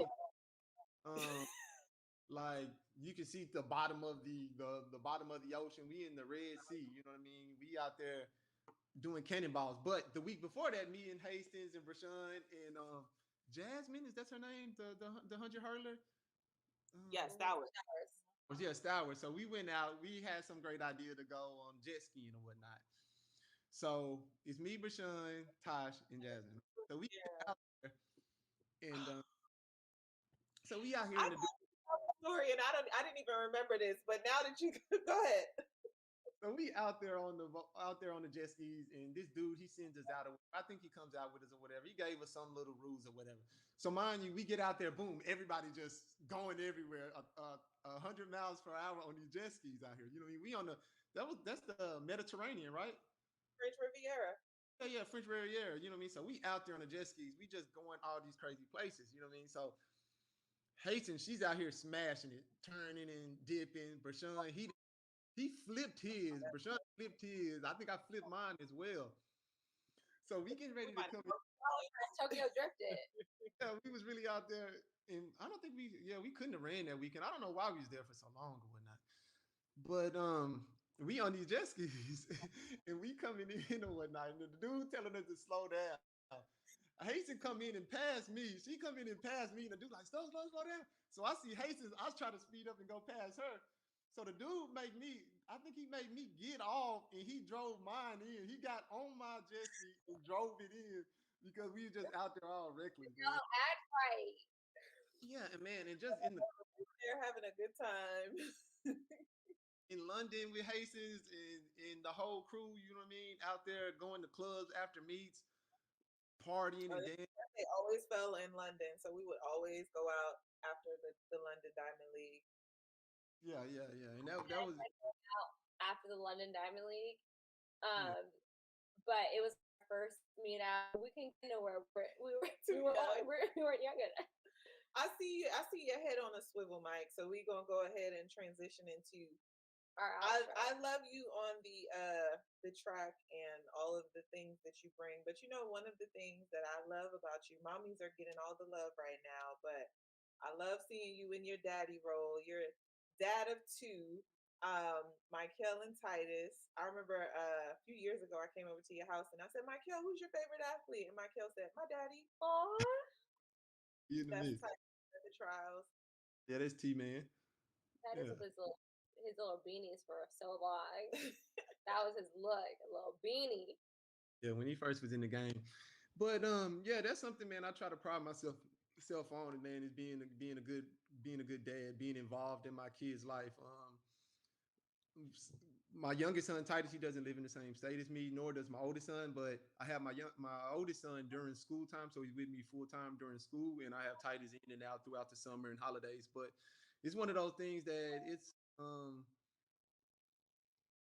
I don't even look at it as a job or whatever. It's just something that's natural for me. You know what I mean? It's natural for me to want to be a part of their life and to know them and to talk to them and to you mean kind of guide them up in a positive way.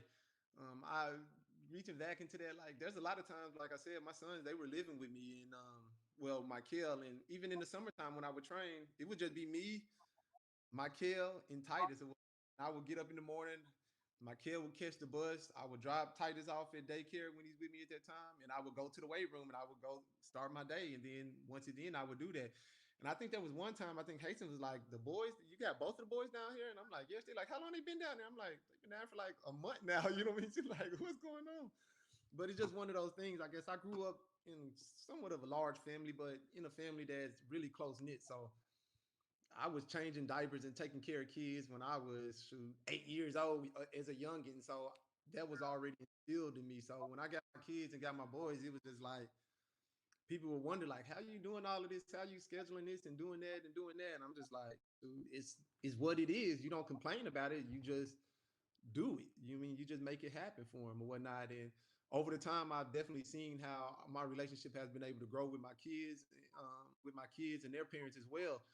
And with co-parenting is a huge thing and a big part of it, and it's allowed me to grow in a way that I didn't know I could grow. You know what I mean? That I didn't know I could grow.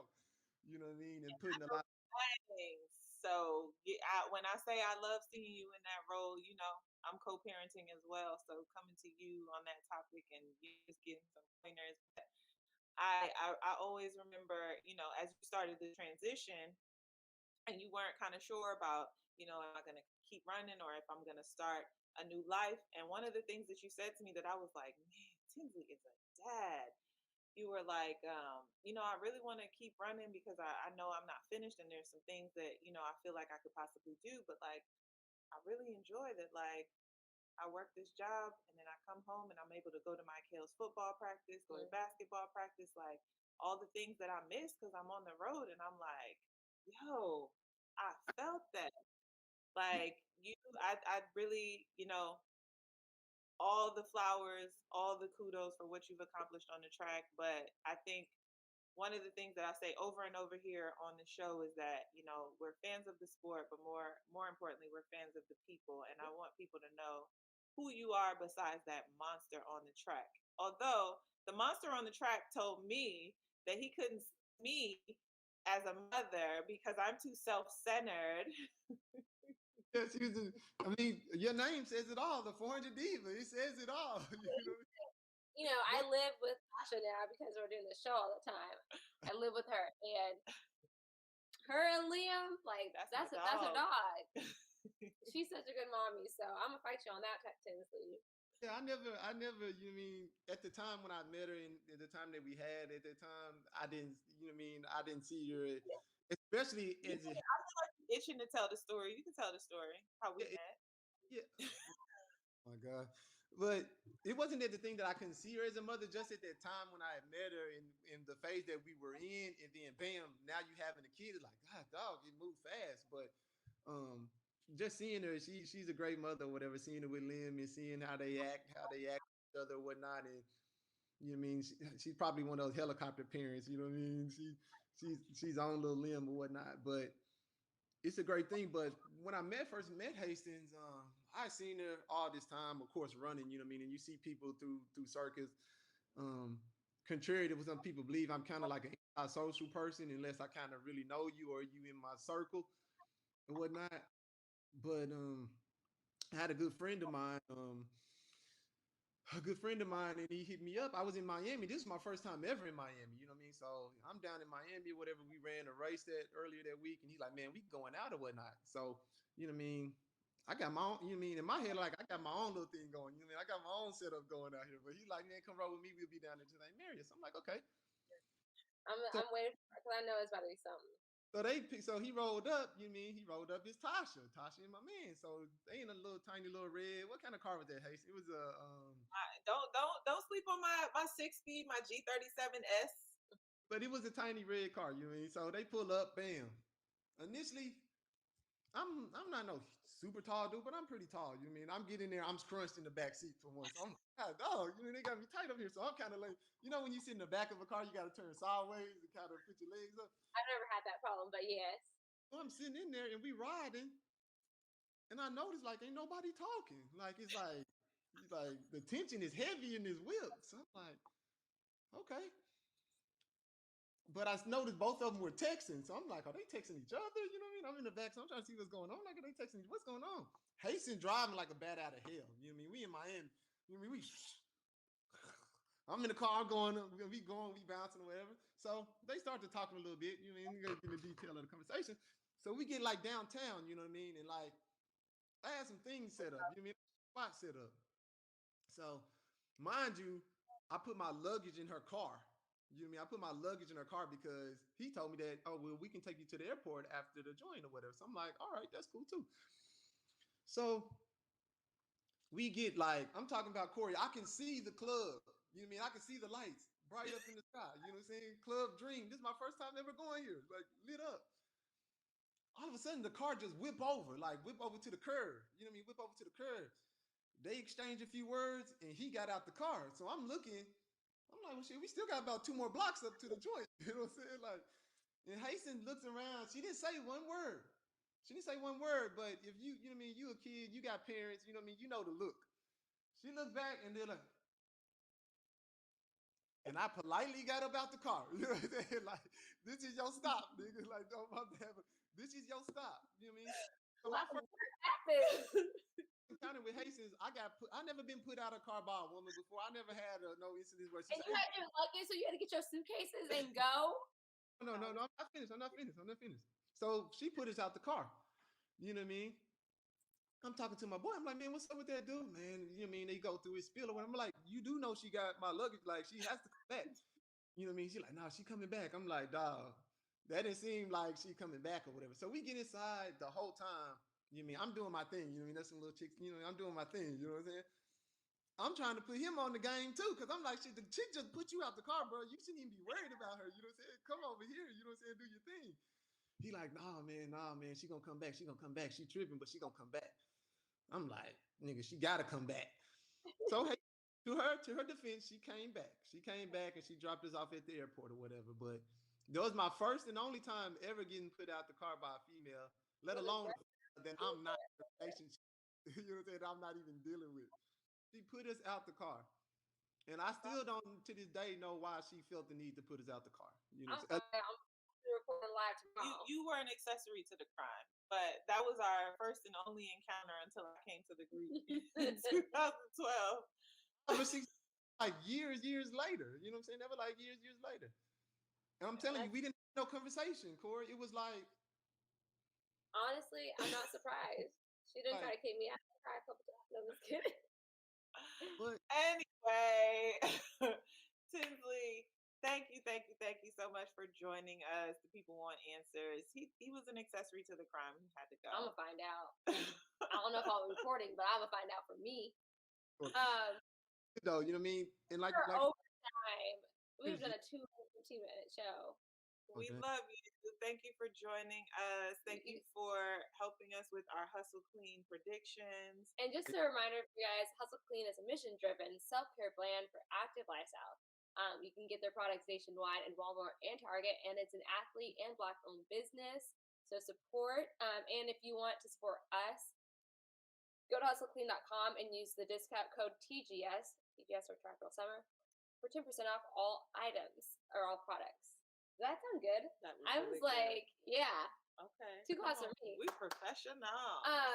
But thank you guys for joining us today. Be sure to follow us everywhere: Twitter, IG, Facebook. Follow Track Girl Summer on IG and YouTube and Twitter. Hey, yo, follow Tinsley. Drop your name. Mr. Tinsley 1. You know what I mean? Check me out. I'm out here. You know what I'm saying? If you wanted to see what the legend Edwin Moses is into, he's edwinc.moses on IG, Twitter, all the things, LinkedIn, because he's a professional. And make sure you come back to see, if Team Edwin Moses and Team Tasha and Mike Tinsley, who got it right for the 200 or 400 hurdles. Right, I liking that 200. And remember, no matter what time of the year it is, it's always Track Girl Summer, baby. So thanks for coming to our show. Shout out to World's Greatest, our producers, and that's it. We'll be back tomorrow, same time, same place. Yes. Bye, Mike Tinsley. I'm gonna FaceTime you right now to find out what happened. Bye, guys. Bye, guys.